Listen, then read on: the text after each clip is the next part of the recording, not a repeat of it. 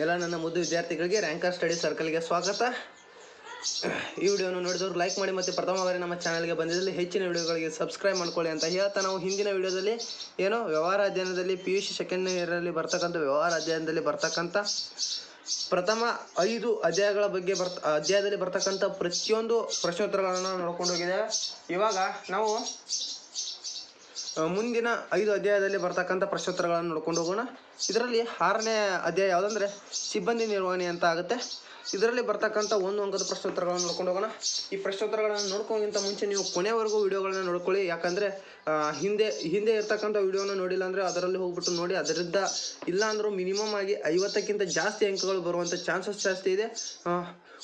50 ನಿಮಿಷದ ವಿಡಿಯೋ ಇದೆ, ಅದರಲ್ಲಿ 1 ನಿಮಿಷಕ್ಕೆ 1 ಅಂಕ ಅಂದ್ರೂ 50 ನಿಮಿಷಕ್ಕೆ 50 ಅಂಕಗಳು ಬರುವಂಥ ಚಾನ್ಸಸ್ ಇದೆ. ಅದಕ್ಕೋಸ್ಕರ ನಾನು ಹೇಳ್ತಾ ಇರೋದು. ಅದು ಕೂಡ ಇಂಪಾರ್ಟೆಂಟು ಮತ್ತು ಇದು ಕೂಡ ತುಂಬ ಇಂಪಾರ್ಟೆಂಟು. ಇದನ್ನು ಕೂಡ ನೋಡ್ಕೊಳ್ಳಿ ಅಂತ ಹೇಳ್ತಾ ಈ ವಿಡಿಯೋನ ಸ್ಟಾರ್ಟ್ ಮಾಡೋಣ. ಕೊನೆವರೆಗೂ ನೋಡಿ. 1 ಅಂಕದ ಪ್ರಶ್ನೋತ್ತರಗಳನ್ನು ನೋಡ್ಕೊಂಡು, ಸಿಬ್ಬಂದಿ ನಿರ್ವಹಣೆ ಎಂದರೇನು ಅಂತ ಕೇಳಿದರೆ, ಸಂಘಟನೆಯಲ್ಲಿ ಒದಗಿಸಲಾದಂಥ ವಿವಿಧ ಹುದ್ದೆಗಳನ್ನು ಭರ್ತಿ ಮಾಡುವುದನ್ನೇ ಏನಂತ ಕರೀತಾರೆ? ಸಿಬ್ಬಂದಿ ನಿರ್ವಹಣೆ ಅಂತ ಕರೀತಾರೆ. ಇನ್ನು 2ನೇ ಪ್ರಶ್ನೆ ಯಾವುದಂದರೆ, ನೇಮಕಾತಿ ಯಾವುದಾದ್ರೂ ಒಂದು ಆಂತರಿಕ ಮೂಲವನ್ನು ವಿವರಿಸಿ ಅಂತ ಕೇಳಿದ್ದಾರೆ. ಇಲ್ಲಿ ಬಡ್ತಿ ಅಥವಾ ವರ್ಗಾವಣೆ ಅಂತ ಹೇಳ್ಬೋದು. ಇನ್ನು 3ನೇ ಪ್ರಶ್ನೆ, ನೇಮಕಾತಿ ಯಾವುದಾದ್ರೂ ಒಂದು ಬಾಹ್ಯ ಮೂಲವನ್ನು ತಿಳಿಸಿ ಅಂತ ಕೇಳಿದ್ದಾರೆ. ಇಲ್ಲಿ ನೇರ ನೇಮಕಾತಿ ಅಂತ ಹೇಳ್ಬೋದು. ಇನ್ನು 4ನೇ ಪ್ರಶ್ನೆ, ಆಯ್ಕೆಯ ಮೊದಲ ಹಂತವನ್ನು ವಿವರಿಸಿ ಅಂತ ಕೇಳಿದರೆ ಅರ್ಜಿಗಳ ಪೂರ್ವಭಾವಿ ಪರಿಶೀಲನೆ ಅಂತ ನಾವು ಹೇಳ್ಬೋದು. ಇನ್ನು 5ನೇ ಪ್ರಶ್ನೆ, ಉದ್ಯೋಗಿ ಆಯ್ಕೆಯಲ್ಲಿ ಒಳಗಾಗುವ ಯಾವುದಾದ್ರೂ ಒಂದು ಪರೀಕ್ಷೆಯನ್ನು ಹೆಸರಿಸಿ ಅಂತ ಕೇಳಿದರೆ ಬುದ್ಧಿವಂತಿಕೆ ಪರೀಕ್ಷೆ ಅಂತ ನಾವು ಹೇಳ್ಬೋದು. 6ನೇ ಪ್ರಶ್ನೆ, ಉದ್ಯೋಗಿ ಆಯ್ಕೆಯಲ್ಲಿ ಸಂದರ್ಶನ ಎಂದರೇನು ಅಂತ ಕೇಳ್ತಾರೆ. ಇಲ್ಲಿ ಉದ್ಯೋಗಿಯ ಯೋಗ್ಯತೆಗಳನ್ನು ಮೌಲ್ಯಮಾಪನ ಮಾಡಲು ಆಳವಾದ ಸಂಭಾಷಣೆಯ ಸಂದರ್ಶನ ಎಂತ ಕರೀತಾರೆ. ಇನ್ನು 7ನೇ ಪ್ರಶ್ನೆ, ತರಬೇತಿ ಎಂದರೆ ಅಂತ ಕೇಳಿದರೆ ಒಂದು ನಿರ್ದಿಷ್ಟ ಕೆಲಸವನ್ನು ಮಾಡಲು ಉದ್ಯೋಗಿಯ ಜ್ಞಾನ ಕೌಶಲ್ಯಗಳನ್ನು ಹೆಚ್ಚಿಸುವ ಒಂದು ಪ್ರಕ್ರಿಯೆಯನ್ನು ಎಂತ ಕರೀತಾರೆ? ತರಬೇತಿ ಅಂತ ಕರೀತಾರೆ. ಇನ್ನು ನೆಕ್ಸ್ಟು 8ನೇ ಪ್ರಶ್ನೆ, ಆಯ್ಕೆ ಹಂತದಲ್ಲಿ ಬದಲಾವಣೆ ಎಂದರೇನು? ಬೆಳವಣಿಗೆ ಎಂದರೇನು ಅಂತ ಕೇಳಿದರೆ ಸಂಸ್ಥೆಯ ಕಾರ್ಯಗಳ ಬಗ್ಗೆ ಜ್ಞಾನ ಕೌಶಲ್ಯತೆಗಳು ಜೊತೆಗೆ ಮುಂದೆ ಸಂಸ್ಥೆಯಲ್ಲಿ ಒದಗಬಹುದಾದ ಕ್ಲಿಷ್ಟಕರ ಕೆಲಸಗಳನ್ನು ಇದು ಕಷ್ಟಕರ ಇರಬಹುದು, ಕ್ಲಿಷ್ಟಕರ ಅಲ್ಲ, ಕಷ್ಟಕರ ಕೆಲಸಗಳನ್ನು ನಿರ್ವಹಿಸುವ ಸಜ್ಜಾಗುವ ಬೆಳವಣಿಗೆ ಏನಂತ ಕರೀತಾರೆ? ಆಯ್ಕೆ ಹಂತದಲ್ಲಿ ಬೆಳವಣಿಗೆ ಅಂತ ಕರೀತಾರೆ. ಇನ್ನು 9ನೇ ಪ್ರಶ್ನೆ ಕಡೆಗೆ ಹೋಗೋಣ. 9ನೇ ಪ್ರಶ್ನೆ ಯಾವುದಂದರೆ, ಕಾರ್ಯನಿರತ ವಿಧಾನದಲ್ಲಿ ಕೊಳೆಯಿಗಾರನು ಮತ್ತು ಪ್ಲಂಬರ್ಸ್ ಅಂತ ಕರಿಬೋದು. ಇನ್ನು ಎಲೆಕ್ಟ್ರಿಷಿಯನ್ ಮತ್ತು ಕಬ್ಬಿನ ಕೆಲಸಗಾರರು ಯಾವ ವಿಧಾನದ ತರಬೇತಿಗಳನ್ನ ಪಡೆದಿರ್ತಾರಂದರೆ ಪ್ರತಿಕ್ಷಣಾರ್ಥಿ ಕಾರ್ಯಗಳು ಅಂತ ನಾವು ಕರಿಬೋದು. ಅಪ್ರೆಂಟಿಸ್ಶಿಪ್ ಪ್ರೋಗ್ರಾಮ್ಸ್ ಅಂತ ನಾವು ಕರಿಬೋದು. ನೆಕ್ಸ್ಟು 10ನೇ ಪ್ರಶ್ನೆ, ಉದ್ಯೋಗಿಯ ಕಾರ್ಯೇತರ ವಿಧಾನದಲ್ಲಿ ಸಲಕರಣೆ ಮತ್ತು ಯಂತ್ರೋಪಕರಣಗಳನ್ನು ಬಳಕೆ ಮಾಡುವಲು ಯಾವ ವಿಧಾನವನ್ನು ಬಳಸ್ತಾರೆ ಅಂದರೆ ಮೋಸಗಾಲೆ ತರಬೇತಿಯನ್ನು ಪಡಿತಾರೆ. ಯಾವುದಂದರೆ ವೆಸ್ಟಿಬ್ಯೂಲ್ ಟ್ರೈನಿಂಗ್ ಅಂತ ನಾವು ಕರಿಬೋದು. ಇನ್ನು 11ನೇ ಪ್ರಶ್ನೆ, ಇವುಗಳಲ್ಲಿ ಯಾವುದು ಸಿಬ್ಬಂದಿ ನೇಮಕದ ಕಾರ್ಯವಲ್ಲ ಅಂತ ಅಂದರೆ ನಷ್ಟ ಪರಿಹಾರವು ಸಿಬ್ಬಂದಿ ನೇಮಕದ ಕಾರ್ಯವಲ್ಲ ಅಂತ ನಾವು ಹೇಳ್ಬೋದು. ಇನ್ನು 12ನೇ ಪ್ರಶ್ನೆ, ಕೆಳಗಿನಲ್ಲಿ ಯಾವುದು ನೇಮಕಾತಿಯ ಆಂತರಿಕ ಮೂಲವಾಗಿದೆ ಅಂತ ಕೇಳಿದ್ರೆ ವರ್ಗಾವಣೆ ಎಂಬುದು ಆಂತರಿಕ ಮೂಲವಾಗಿದೆ. ಇನ್ನು 13ನೆಯ ಪ್ರಶ್ನೆ, ಉದ್ಯೋಗಿಯ ಬಡ್ತಿ ಫಲಿತಾಂಶವು ಏನಾಗ್ತದೆ ಅಂದರೆ ಸಂಬಳದಲ್ಲಿ ಹೆಚ್ಚಳ, ಹೊಣೆಗಾರಿಕೆಯಲ್ಲಿ ಹೆಚ್ಚಳ, ಕಾರ್ಯವ್ಯಾಪ್ತಿ ಇವೆಲ್ಲವೂ ಕೂಡ ಏನಾಗ್ತದೆ ಉದ್ಯೋಗಿಯ ಬಡ್ತಿ ಫಲಿತಾಂಶ ಅಂತ ನಾವು ಕರಿಬೋದು. ಇನ್ನು 14ನೇ ಪ್ರಶ್ನೆ, ಇವುಗಳಲ್ಲಿ ಯಾವುದು ತರಬೇತಿಯ ಕಾರ್ಯನಿರತ ವಿಧಾನವಾಗಿದೆ ಅಂತ ಕೇಳಿದ್ರೆ ಇದು ವ್ಯಕ್ತಿಗಳ ತರಬೇತಿ ಅಂದರೆ ವ್ಯಕ್ತಿಗತ ತರಬೇತಿ ಅಂತ ನಾವು ಹೇಳ್ಬೋದು. ಇನ್ನು ಶಿಷ್ಟಿ ಅಂದರೆ ಏನು ಅಂತ ಕೇಳಿದರೆ ಶಿಷ್ಟಿ ಅಂದರೆ ಗುಣಮಟ್ಟ ಅಂತ ನಾವು ಕರಿಬೋದು. ಇನ್ನು 16ನೇ ಪ್ರಶ್ನೆ ಯಾವುದಂದ್ರೆ ಆಯ್ಕೆ ಪರೀಕ್ಷೆ ಅಂದರೆ ಏನು ಅಂತ ಕೇಳಿದರೆ ಅಭ್ಯರ್ಥಿಗಳ ಜ್ಞಾನವನ್ನು ಮತ್ತು ಜಾಣ್ಮೆಯನ್ನು ಪರೀಕ್ಷಿಸುವುದಕ್ಕೆ ಹಲವಾರು ಪರೀಕ್ಷೆಗಳನ್ನು ನಡೆಸುವುದನ್ನೇ ಏನಂತ ಕರೀತಾರೆ? ಆಯ್ಕೆ ಪ್ರಶ್ನೆ ಅಂತ ಕರೀತಾರೆ, ಆಯ್ಕೆ ಪರೀಕ್ಷೆ ಅಂತ ಕರೀತಾರೆ. ಇನ್ನು ವೇತನ ಎಂದರೇನು ಅಂತ ಕರೀತಾರೆ? ಆಯ್ಕೆಯಾದ ಅಭ್ಯರ್ಥಿಗಳ ಕೆಲಸಕ್ಕೆ ಆದಾಯವನ್ನು ನೀಡುವುದೇ ಏನಂತ ಕರೀತಾರೆ? ವೇತನ ಅಂತ ಕರೀತಾರೆ. BPOವನ್ನು ಏನು ಮಾಡಿ ವಿಸ್ತರಿಸಿ ಅಂತ ಕೇಳಿದರೆ ಬಿಸ್ನೆಸ್ ಪ್ರೋಗ್ರಾಮ್ ಔಟ್ಸೋರ್ಸಿಂಗ್ ಅಂತ ನಾವು ಕರಿಬೋದು. ಇನ್ನು 19ನೇ ಪ್ರಶ್ನೆ, ಬಡ್ತಿ ಎಂದರೇನು ಅಂತ ಕೇಳಿದರೆ ಕೆಳ ಹಂತದ ಸಿಬ್ಬಂದಿಯನ್ನು ಉನ್ನತ ಹಂತಕ್ಕೆ ನಿಯೋಜನೆಗೊಳಿಸುವುದೇ ಏನಂತ ಕರೀತಾರೆ, ಬಡ್ತಿ ಎನ್ನಲಾಗುವುದು ಅಂತ ಕರೀತಾರೆ. ಇನ್ನು 20ನೇ ಪ್ರಶ್ನೆ, ಒತ್ತಡ ಸಂದರ್ಶನ ದ ಉದ್ದೇಶವನ್ನು ತಿಳಿಸಿ ಅಂತ ಕೇಳಿದರೆ, ಒಬ್ಬ ನೌಕರನು ವಿವಿಧ ನಿರ್ದೇಶನ ಸಂದರ್ಭದಲ್ಲಿ ಹೇಗೆ ವರ್ತಿಸ್ತಾನೆ ಎಂಬುದನ್ನು ತಿಳಿಸುವುದೇ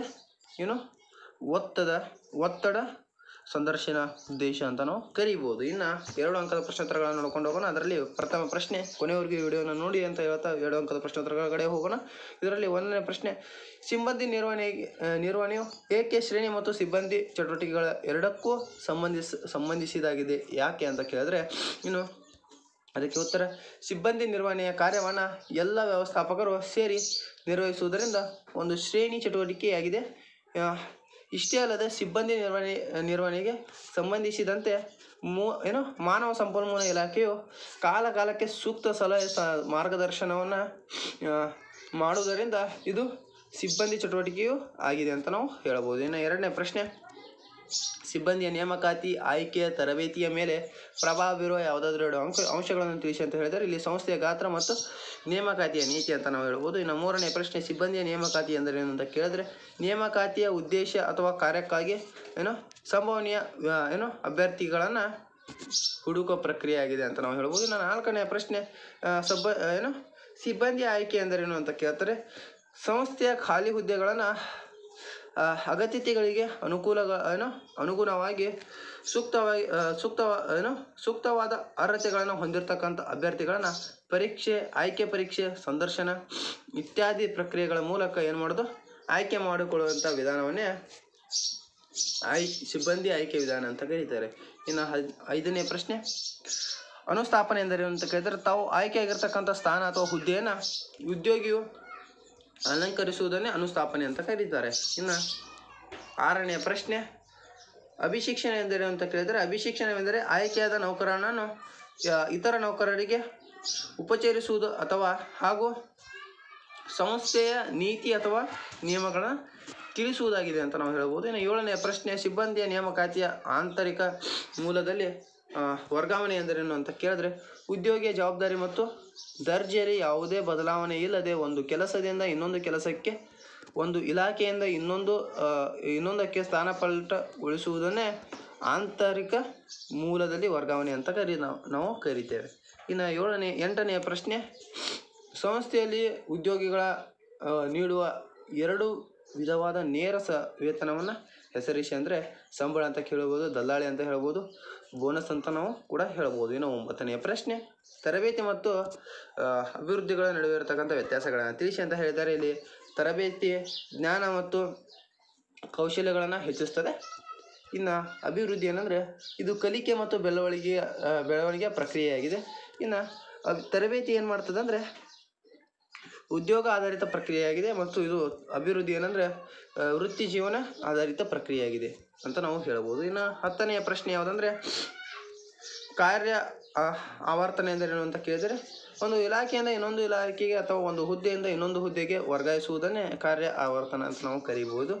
ಇನ್ನು 11ನೆಯ ಪ್ರಶ್ನೆ, ನೇಮಕಾತಿಯ ಬಾಹ್ಯ ಮೂಲದ 2 ಅನುಕೂಲಗಳನ್ನು ತಿಳಿಸಿ ಅಂತ ಕೇಳಿದರೆ, ಒಂದು ಅರ್ಹ ಸಿಬ್ಬಂದಿಯು ದೊರೆಯುತ್ತಾನೆ, ಇನ್ನೊಂದು ಹೊಸ ಪ್ರತಿಭೆಗಳಿಗೆ ಶೋಧನೆ ಆಗುತ್ತದೆ ಅಂತ ನಾವು ಹೇಳ್ಬೋದು. ಇನ್ನು 12ನೇ ಪ್ರಶ್ನೆ, ನೇಮಕಾತಿಯ ಬಾಹ್ಯ ಮೂಲದ 2 ಅನಾನುಕೂಲಗಳನ್ನು ತಿಳಿಸಿ ಅಂತ ಕೇಳಿದರೆ, ಪ್ರಸ್ತುತ ಸಿಬ್ಬಂದಿಗಳಲ್ಲಿ ಅತೃಪ್ತಿಯನ್ನು ಬೆಳೆಸ್ತದೆ, ಇನ್ನು ಸುದೀರ್ಘ ಪ್ರಕ್ರಿಯೆಯಾಗಿದೆ ಮತ್ತು ವೆಚ್ಚದಾಯಕವಾಗಿದೆ ಅಂತ ನಾವು ಹೇಳಬಹುದು. ಇನ್ನು 13ನೇ ಪ್ರಶ್ನೆ, ನೇಮಕಾತಿಯ ಆಂತರಿಕ ಮೂಲದ 2 ಅನುಕೂಲತೆಗಳನ್ನು ಹೇಳಬೇಕಂದ್ರೆ ವೆಚ್ಚದಾಯಕವಾಗಿದೆ.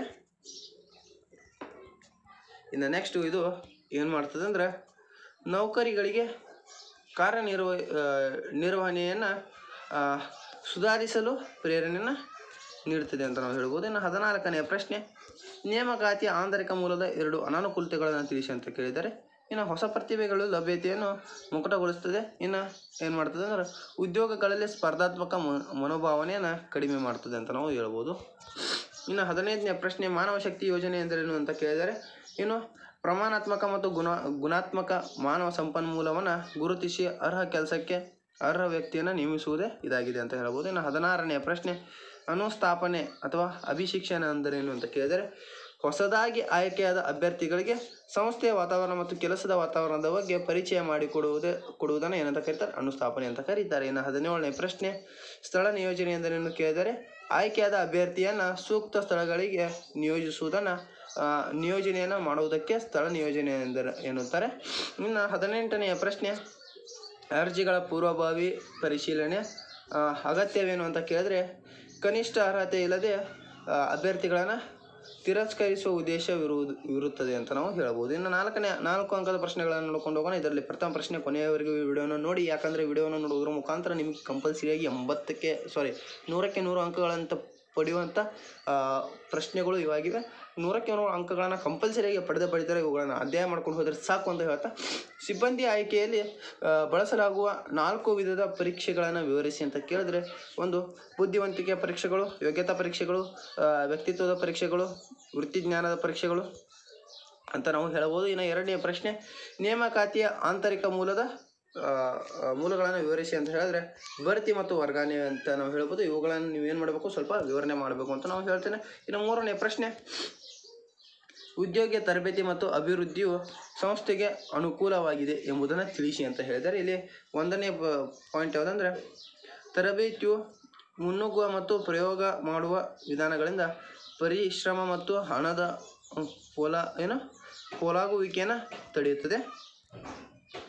ಇನ್ನು 2ನೇದೇನೆಂದರೆ, ಉದ್ಯೋಗಿಯು ಉತ್ಪಾದಕತೆಯನ್ನು ಹೆಚ್ಚಿಸುವ ಮೂಲಕ ಅಧಿಕ ಲಾಭವನ್ನು ಪಡಿತಾನೆ, ಭವಿಷ್ಯದ ವ್ಯವಸ್ಥಾಪಕರನ್ನು ರೂಪಿಸ್ತದೆ. ಇನ್ನು ಕಾರ್ಮಿಕರು ಗೈರು ಹಾಜರಿಯನ್ನು ಕಡಿಮೆ ಮಾಡಿ ಕಾರ್ಮಿಕರ ಆವರ್ತನವನ್ನು ಮಿತಿಗೊಳಿಸ್ತದೆ ಅಂತ ನಾವು ಹೇಳಬಹುದು. ಇನ್ನು ನೆಕ್ಸ್ಟು ನಾವು 8 ಅಂಕದ ಪ್ರಶ್ನೋತ್ತರಗಳ ಕಡೆ ಹೋಗೋಣ. 8 ಅಂಕದ ಪ್ರಶ್ನೋತ್ತರಗಳ ಹೋಗಬೇಕಾದ್ರೆ ಆಯ್ಕೆಯ ಹಂತವನ್ನು ವಿವರಿಸಿ ಅಂತ ಹೇಳಿದ್ದಾರೆ. ಇದರಲ್ಲಿ 1ನೇದು ಅರ್ಜಿಗಳ ಪೂರ್ವಭಾವಿ ಪರಿಶೀಲನೆಯನ್ನು ಮಾಡಬೇಕು. ಆಮೇಲೆ ಆಯ್ಕೆ ಪರೀಕ್ಷೆಗಳನ್ನು ಮಾಡ್ಕೋಬೇಕು. ಅದರಲ್ಲಿ ಯಾವುದೇ ಬುದ್ಧಿವಂತಿಕೆ ಪರೀಕ್ಷೆ, ಯೋಗ್ಯತಾ ಪರೀಕ್ಷೆ, ವ್ಯಕ್ತಿತ್ವಗಳ ಪರೀಕ್ಷೆ, ಇನ್ನು ವೃತ್ತಿಜ್ಞಾನದ ಪರೀಕ್ಷೆ, ಆಸಕ್ತಿ ಪರೀಕ್ಷೆ. ಇನ್ನು ನೆಕ್ಸ್ಟು ಉದ್ಯೋಗದ ಸಂದರ್ಶನ ಮಾಡಬೇಕು. ಇನ್ನು ನೆಕ್ಸ್ಟು ಶಿಫಾರಸು ಮತ್ತು ಹಿನ್ನೆಲೆಗಳ ಪರಿಶೀಲನೆಗಳನ್ನು ಮಾಡಬೇಕು. ಇನ್ನು ನೆಕ್ಸ್ಟು ಆಯ್ಕೆ ನಿರ್ಧಾರ ಮಾಡಬೇಕು, ವೈದ್ಯಕೀಯ ಪರೀಕ್ಷೆಯನ್ನು ಮಾಡಬೇಕು, ಉದ್ಯೋಗ ನೀಡಿಕೆಯನ್ನು ಮಾಡಬೇಕು. ಇನ್ನು ನೆಕ್ಸ್ಟು ಉದ್ಯೋಗದ ಒಪ್ಪಂದಗಳನ್ನು ಮಾಡ್ಕೋಬೇಕು. ಇವೆಲ್ಲವುಗಳನ್ನ ಸಂಕ್ಷಿಪ್ತವಾಗಿ ಒಂದು ಸ್ವಲ್ಪ ವಿವರಣೆ ಮಾಡೋದ್ರ ಮುಖಾಂತರ 8 ಮಾರ್ಕ್ಸ್ಗಳು ಬೀಳ್ತವೆ ಅಂತ ನಾವು ಹೇಳ್ತಾ, ಇನ್ನು 2ನೇ ಪ್ರಶ್ನೆಗಳ ಹೋಗೋಣ. 2ನೇ ಪ್ರಶ್ನೆ ಯಾವುದಂದರೆ, ತರಬೇತಿ ಯಾವುದಾದ್ರೂ 4 ಕಾರ್ಯನಿರತ ಮತ್ತು 4 ಕಾರ್ಯೇತರ ವಿಧಾನಗಳನ್ನು ತಿಳಿಸಿ ಅಂತ ಹೇಳಿದ್ರೆ, ಕಾರ್ಯನಿರತ ತರಬೇತಿಯ ವಿಧಾನಗಳು ಯಾವಂದರೆ, ಒಂದು ಪ್ರತೀಕ್ಷಾನಾರ್ಥಿ ಕಾರ್ಯಗಳು. ಇನ್ನು ನೆಕ್ಸ್ಟು ವ್ಯಕ್ತಿಗತ ಕಾರ್ಯಗಳು. 3ನೇದು ಸ್ಥಾನಬದ್ಧ ಕಲಿಕಾ ತರಬೇತಿ. 4ನೇದು ಕಾರ್ಯ ಆವರ್ತನ. ಇನ್ನು ಕಾರ್ಯೇತರ ತರಬೇತಿ ವಿಧಾನಗಳು ಯಾವಂದರೆ, ತರಗತಿ ಉಪನ್ಯಾಸಗಳು, ಚಲನಚಿತ್ರಗಳು, ಪ್ರಕರಣ ಅಧ್ಯಯನಗಳು, ನೆಕ್ಸ್ಟು ಗಣಕಯಂತ್ರ ಅಣುಕು. ಇನ್ನು ನೆಕ್ಸ್ಟು ಮೊಗಸಾಲೆ ತರಬೇತಿಗಳು, ಇವುಗಳು ಕೂಡ ಆಗಿವೆ. ಇನ್ನು ನೆಕ್ಸ್ಟ್ ನಾವು ಇದಲ್ಲದೆ ವಿಭಜಿಸಲ್ಪಟ್ಟ ಸೂಚನೆ ಕೂಡ ಆಗಿವೆ. ಇವುಗಳನ್ನು ಕೂಡ ನೀವು ಸಂಕ್ಷಿಪ್ತವಾಗಿ ಸ್ವಲ್ಪ ವಿವರಿಸಬೇಕು ಅಂತ ಹೇಳ್ತೇನೆ. ಇನ್ನು 3ನೇ ಪ್ರಶ್ನೆ ಕಡೆಗೆ ಹೋಗೋಣ. ತರಬೇತಿ ನೀಡುವುದರಿಂದ ಉದ್ಯೋಗ ಸಂಸ್ಥೆಗೆ ಮತ್ತು ಉದ್ಯೋಗಿಗಳಿಗೆ ಆಗುವಂಥ ಅನುಕೂಲಗಳನ್ನು ವಿವರಿಸಿ ಅಂತ ಹೇಳಿ ಕೇಳಿದ್ದಾರೆ. ಇವುಗಳಿಗೆ ಉತ್ತರ ಏನಂದರೆ, ತರಬೇತಿಯಲ್ಲಿ ಉದ್ಯೋಗ ಸಂಸ್ಥೆಗೆ ಆಗತಕ್ಕಂಥ ಅನುಕೂಲಗಳು ಯಾವಂದರೆ, ತರಬೇತಿಯ ಮುನ್ನುಗ್ಗುವ ಮತ್ತು ಪ್ರಯೋಗ ಮಾಡಲು ವಿಧಾನಗಳಿಂದ ಪರಿಶ್ರಮ ಮತ್ತು ಹಣದ ಪೋಲಾಗುವಿಕೆಯನ್ನು ತಡೆಯಬಹುದು. 2ನೇದು ಉದ್ಯೋಗಿಯ ಉತ್ಪಾದನೆಯನ್ನು ಹೆಚ್ಚಿಸುವುದರ ಮೂಲಕ ಲಾಭವಾಗ್ತದೆ, ಭವಿಷ್ಯದ ವ್ಯವಸ್ಥಾಪಕರನ್ನು ರೂಪಿಸಬಹುದು, ಮತ್ತು ಕಾರ್ಮಿಕರ ಗೈರು ಹಾಜರಿಯನ್ನು ಕಡಿಮೆ ಮಾಡಿ ಕಾರ್ಮಿಕರ ಆವರ್ತನವನ್ನು ಮಿತಿಗೊಳಿಸಬಹುದು. ಇನ್ನು 5ನೇದು ಯಾವುದಂದರೆ, ಉದ್ಯೋಗಿಗಳು ಬದಲಾಗುತ್ತಿರುವ ತಾಂತ್ರಿಕ ಮತ್ತು ಆರ್ಥಿಕ ಪರಿಸರಕ್ಕೆ ಹೊಂದಿಕೊಳ್ಳಲು ಸಹಾಯ ಮಾಡ್ತದೆ ಅಂತ ನಾವು ಹೇಳ್ಬೋದು. ಇನ್ನು ತರಬೇತಿಯಿಂದ ಉದ್ಯೋಗಗಳಿಗೆ ಆಗ್ತಕ್ಕಂಥ ಅನುಕೂಲಗಳು ಏನಂತ ನೋಡೋಣ. ಅವುಗಳೆಂದರೆ, ತರಬೇತಿಯಿಂದ ಗಳಿಸಿದ ಜ್ಞಾನ ಕೌಶಲ್ಯ ಉತ್ತಮ ವೃತ್ತಿ ಜೀವನಕ್ಕೆ ಕಾರಣವಾಗ್ತದೆ, ಉದ್ಯೋಗಿಯ ಹೆಚ್ಚಿನ ವೇತನ ಪಡೆಯಲು ಅನುಕೂಲವಾಗ್ತದೆ. ಇನ್ನು 3ನೇದು ಯಾವುದಂದರೆ, ಸ್ಥಳದಲ್ಲಿ ನಡೆಯುವ ಅಪಘಾತಗಳನ್ನು ಕಡಿಮೆ ಮಾಡ್ಬೋದು. ಇನ್ನು ನೆಕ್ಸ್ಟು ನೌಕರರಲ್ಲಿ ಉದ್ಯೋಗ ಸಂತೃಪ್ತಿ ಮನೋಸ್ಥೈರ್ಯವು ಹೆಚ್ಚುತ್ತದೆ ಅಂತ ನಾವು ಹೇಳ್ಬೋದು. ಇನ್ನು ಪ್ರಾಯೋಗಿಕ ಪ್ರಶ್ನೆಗಳನ್ನು ನೋಡ್ಕೊಂಡು ಹೋಗೋಣ. ಇವು 5 ಅಂಕದ ಪ್ರಶ್ನೋತ್ತರಗಳಾಗಿವೆ. ಇವುಗಳು ಯಾವ ಅಂತ ನೋಡ್ಕೊಂಡು ಹೋಗೋಣ. ಮಾನವ ಸಂಪನ್ಮೂಲ ನಿರ್ವಹಣಾ ಅಧಿಕಾರಿಯಾಗಿ ನೀವು ನಿಮ್ಮ ಸಂಸ್ಥೆಯ ನೇಮಕಾತಿಯಲ್ಲಿ ಬಳಸುವ ಯಾವುದಾದರೂ 10 ಮೂಲಗಳನ್ನು ವಿವರಿಸಿ ಅಂತ ಹೇಳ್ಬೋದು. ಅದರಲ್ಲಿ ಯಾವುದಂದರೆ, 1 ವರ್ಗಾವಣೆ, 2ನೇದು ಬಡ್ತಿ, 3ನೇದು ನೇರ ನೇಮಕಾತಿ, 4ನೇದು ನೇರ ಸ್ವೀಕೃತ ಅರ್ಜಿಗಳು, 5ನೇದು ಜಾಹೀರಾತುಗಳು ಅಂತ ನಾವು ಜಾಹೀರಾತುಗಳು, 6ನೇದು ಉದ್ಯೋಗ ನಿಯಮಿತ ಕೇಂದ್ರಗಳು, 7ನೇದು ನಿಯೋಜನಾ ಸಂಸ್ಥೆಗಳು, 8ನೇದು ಆವರಣ ನೇಮಕಾತಿ ಅಂತ ನಾವು ಹೇಳಬಹುದು. ಅದಲ್ಲದೆ ಇನ್ನೂ ಇವೆ. ಇನ್ನು 9ನೇದು ಉದ್ಯೋಗಿಗಳ ಶಿಫಾರಸುಗಳು, 10ನೇದು ಕಾರ್ಮಿಕರ ಗುತ್ತಿಗೆದಾರರು, 11ನೇದು ಏನಂದರೆ ದೂರದರ್ಶನದಲ್ಲಿ ಜಾಹೀರಾತುಗಳು, ಇನ್ನು ಜಾಲತಾಣ ಪ್ರಕಟಣೆಗಳು, ಇವೆಲ್ಲವೂ ಕೂಡ ಆಗಿವೆ. ಇನ್ನು ನೀವು ಒಂದು ಸಂಸ್ಥೆಯ ಮಾನವ ಸಂಪನ್ಮೂಲ ನಿರ್ವಹಣೆ ವಿಧಾನದ ನಿರ್ವಾಹಕರೆಂದು ಭಾವಿಸಿಕೊಂಡು ಏನು ಮಾಡಬೇಕಂದ್ರೆ, ಉದ್ಯೋಗಿಗಳ ನೇಮಕಾತಿಗೆ ನೀವು ಆಯ್ಕೆ ಮಾಡುವ ಮೂಲಗಳನ್ನು ತಿಳಿಸಿರಿ ಅಂತ ಹೇಳಿದ್ದಾರೆ. ಇಲ್ಲಿ ಯಾವ ಥರ ಆಯ್ಕೆ ಮಾಡ್ಬೋದು ಅಂದರೆ, ನೇಮಕಾತಿಯ ಮೂಲಗಳನ್ನು ನಾವು ನೋಡ್ಕೊಂಡು ಹೋಗೋದಾದರೆ, 1 ಆಂತರಿಕ ಮೂಲಗಳು ಅಂದರೆ ಬಡ್ತಿ ಮತ್ತು ವರ್ಗಾವಣೆ ಮುಖಾಂತರ ಮಾಡ್ಬೋದು. ಇನ್ನು ಬಾಹ್ಯ ಮೂಲಗಳು ಅಂದರೆ ನೇರ ನೇಮಕಾತಿ ಮಾಡ್ಕೊಬೋದು, ನೇರ ಸ್ವೀಕೃತಿ ಅರ್ಜಿಗಳು ಅಂತ ಹೇಳ್ಬೋದು. ಇನ್ನು ಜಾಹೀರಾತುಗಳ ಮುಖಾಂತರ ಮಾಡ್ಕೋಬೋದು. ಇನ್ನು 4ನೇದು ಉದ್ಯೋಗ ನಿಯಮಿತ ಕೇಂದ್ರಗಳ ಮುಖಾಂತರ ಮಾಡ್ಕೋಬೋದು. ಇನ್ನು 5ನೇದು ಖಾಸಗಿ ಉದ್ಯೋಗ ನೇಮಕಾತಿ ಸಂಸ್ಥೆಗಳ ಮುಖಾಂತರ ಮಾಡ್ಕೋಬೋದು. ಇನ್ನು ಶಿಕ್ಷಣ ಸಂಸ್ಥೆಗಳ ಮುಖಾಂತರ ಮಾಡ್ಕೋಬೋದು. ಅಂತರ್ಜಾಲ ವ್ಯವಸ್ಥೆಯ ಮುಖಾಂತರ ಕೂಡ ಮಾಡ್ಕೋಬೋದು. ಇನ್ನು 7ನೇ ಅಧ್ಯಾಯದ ಕಡೆಗೆ ನಾವು ಹೋಗೋಣ. 7ನೇ ಅಧ್ಯಾಯ ಯಾವುದಂದರೆ ನಿರ್ದೇಶಿಸುವಿಕೆ ಅಂತ ನಾವು ಹೇಳ್ಬೋದು. ನಿರ್ದೇಶಿಸುವಿಕೆಯಲ್ಲಿ ಬರ್ತಕ್ಕಂಥ ಪ್ರತಿಯೊಂದು ಪ್ರಶ್ನೋತ್ತರಗಳನ್ನು ನೋಡ್ಕೊಂಡು ಹೋಗೋಣ. ಇವುಗಳು ಕೂಡ ತುಂಬ ಇಂಪಾರ್ಟೆಂಟ್ ಆಗಿರತಕ್ಕಂಥ ಅಧ್ಯಾಯವಾಗಿದೆ. ಇದರಲ್ಲಿ ಈ ವಿಡಿಯೋನ ಕಂಪಲ್ಸರಿಯಾಗಿ ಕಂಟಿನ್ಯೂ ಆಗಿ ಲಾಸ್ಟ್ ಗಂಟೆ ನೋಡ್ಕೊಂಡ್ರಿಂದ ನಿಮಗೆ ತುಂಬ ಹೆಲ್ಪ್ ಆಗುತ್ತೆ ಅಂತ ನಾನು ಹೇಳ್ತಾ ಈ ವಿಡಿಯೋನ ಸ್ಟಾರ್ಟ್ ಮಾಡ್ತೇನೆ. 1 ಅಂಕದ ಪ್ರಶ್ನೋತ್ತರಗಳನ್ನು ನೋಡ್ಕೊಂಡು ಹೋಗೋಣ. ಇದರಲ್ಲಿ ನಿರ್ದೇಶಿಸುವಿಕೆ ಎಂದರೇನು ಅಂತ ಕೇಳಿದರೆ, ಇದರಲ್ಲಿ ಸೂಕ್ತ ಮಾರ್ಗದರ್ಶನಗಳನ್ನು ಮತ್ತು ಸೂಚನೆಗಳನ್ನು ನೀಡುವುದು ನಿರ್ದೇಶಿಸುವಿಕೆಯಾಗಿದೆ ಅಂತ ನಾವು ಹೇಳ್ಬೋದು. ಇನ್ನು ನೆಕ್ಸ್ಟು 2ನೇ ಪ್ರಶ್ನೆ, ನಿರ್ವಹಣದ ಒಂದು ಮೂಲಾಂಶವನ್ನು ತಿಳಿಸಿ ಅಂತ ಹೇಳಿದರೆ ಮೇಲ್ವಿಚಾರಣೆ ಅಂತ ಹೇಳ್ಬೋದು. ಪ್ರೇರಣೆ ಎಂದರೇನು ಅಂತ ಕೇಳಿದರೆ, ಕಾರ್ಯನಿರ್ವಹಿಸಲು ಹುರಿದುಂಬಿಸುವುದನ್ನೇ ಪ್ರೇರಣೆ ಅಂತ ಕರೀತಾರೆ. ಇನ್ನು 4ನೇದು ಮಾಸ್ಲೋರವರ ಅಗತ್ಯತಾ ಸಿದ್ಧಾಂತದ ಒಂದು ಊಹೆಯನ್ನು ಸೂಚಿಸಿ ಅಂತ ಹೇಳಿದರೆ, ಜನರ ನಡವಳಿಕೆಯು ಅವರ ಅಗತ್ಯತೆಯ ಮೇಲೆ ಆಧಾರಿತವಾಗಿರುತ್ತದೆ ಅಂತ ನಾವು ಹೇಳ್ಬೋದು. ಇನ್ನು 5ನೇ ಪ್ರಶ್ನೆ, ಔಪಚಾರಿಕ ಸಂವಹನದ ಒಂದು ಮಾರ್ಗವನ್ನು ಸೂಚನೆ ಮಾಡಿ ಅಂತ ಹೇಳಿದರೆ, ಇಲ್ಲಿ ಲಂಬ ಮಾರ್ಗದ ಸಂವಹನ ಅಂತ ನಾವು ಕರಿಬೋದು. ಇನ್ನು 6ನೇ ಪ್ರಶ್ನೆ, ದ್ರಾಕ್ಷಿ ಬಳ್ಳಿ ಸಂವಹನದ ಜಾಲಬಂಧಗಳಲ್ಲಿ ಯಾವುದಾದ್ರೂ ಒಂದನ್ನು ಸೂಚನೆ ಮಾಡಿ ಅಂತ ಕೇಳಿದರೆ, ಇಲ್ಲಿ ಏನು ಏಕಸೂತ್ರ ಜಾಲಬಂಧ ಅಂತ ನಾವು ಕರಿಬೋದು. ಇನ್ನು 7ನೇ ಪ್ರಶ್ನೆ, ಯಾವುದೇ ಒಂದು ನಾಯಕತ್ವ ಶೈಲಿಯನ್ನು ಸೂಚಿಸಿ ಅಂತ ಕೇಳಿದ್ರೆ ಸರ್ವಾಧಿಕಾರಿ ನಾಯಕತ್ವ ಅಂತ ನಾವು ಹೇಳ್ಬೋದು. 8ನೇ ಪ್ರಶ್ನೆ, ಕೆಳಗಿನವುಗಳಲ್ಲಿ ಯಾವುದು ನಿರ್ವಹಣಾ ಅಂಶವಲ್ಲ ಅಂತ ಕೇಳಿದ್ರೆ ಅದು ಯಾವುದಂದರೆ ಪ್ರತಿಯೋಜನೆ ಅನ್ನೋದು ಆಗುತ್ತೆ. ಇನ್ನು ನೆಕ್ಸ್ಟು 9ನೇ ಪ್ರಶ್ನೆ, ಅಗತ್ಯತೆಗಳನ್ನು ವರ್ಗ ಶ್ರೇಣೀಕೃತ ಕ್ರಮದಲ್ಲಿ ವರ್ಗಾಯಿಸುವ ಪ್ರೇರಣೆಯ ಸಿದ್ಧಾಂತವು ಇದರಿಂದ ಅಭಿವೃದ್ಧಿಪಡಿಸಲ್ಪಟ್ಟಿರುತ್ತದೆ ಅಂತ ಹೇಳ್ಬೋದು. ಅದನ್ನು ಯಾರು ಪ್ರತಿಪಾದಿಸ್ತಾರೆ ಅಂದರೆ ಅಬ್ರಹಾಂ ಮಾಸ್ಲೋರವರು ಅಂತ ನಾವು ಹೇಳ್ಬೋದು. ಇನ್ನು 10ನೇ ಪ್ರಶ್ನೆ ಯಾವುದಂದರೆ, ಕೆಳಗಿನವುಗಳಲ್ಲಿ ಯಾವುದು ಸಂವಹನ ಅಂಶವಲ್ಲ ಅಂದರೆ ಅದು ಸಂವಹನವೇ ಆಗಿದೆ. ಇನ್ನು ನೆಕ್ಸ್ಟು 11ನೇ ಪ್ರಶ್ನೆ, ಅಬ್ರಹಾಂ ಮಾಸ್ಲೋರವರ ಅಗತ್ಯತೆಗಳ ವರ್ಗ ಶ್ರೇಣಿಯ ಅತ್ಯಂತ ಮೇಲು ಸ್ತರದ ಅಗತ್ಯತೆ ಯಾವುದಂತಂದರೆ ಸ್ವಯಂ ಸಾಧನೆ ಅಗತ್ಯತೆ ಅಂತ ನಾವು ಕರೀಬೋದು.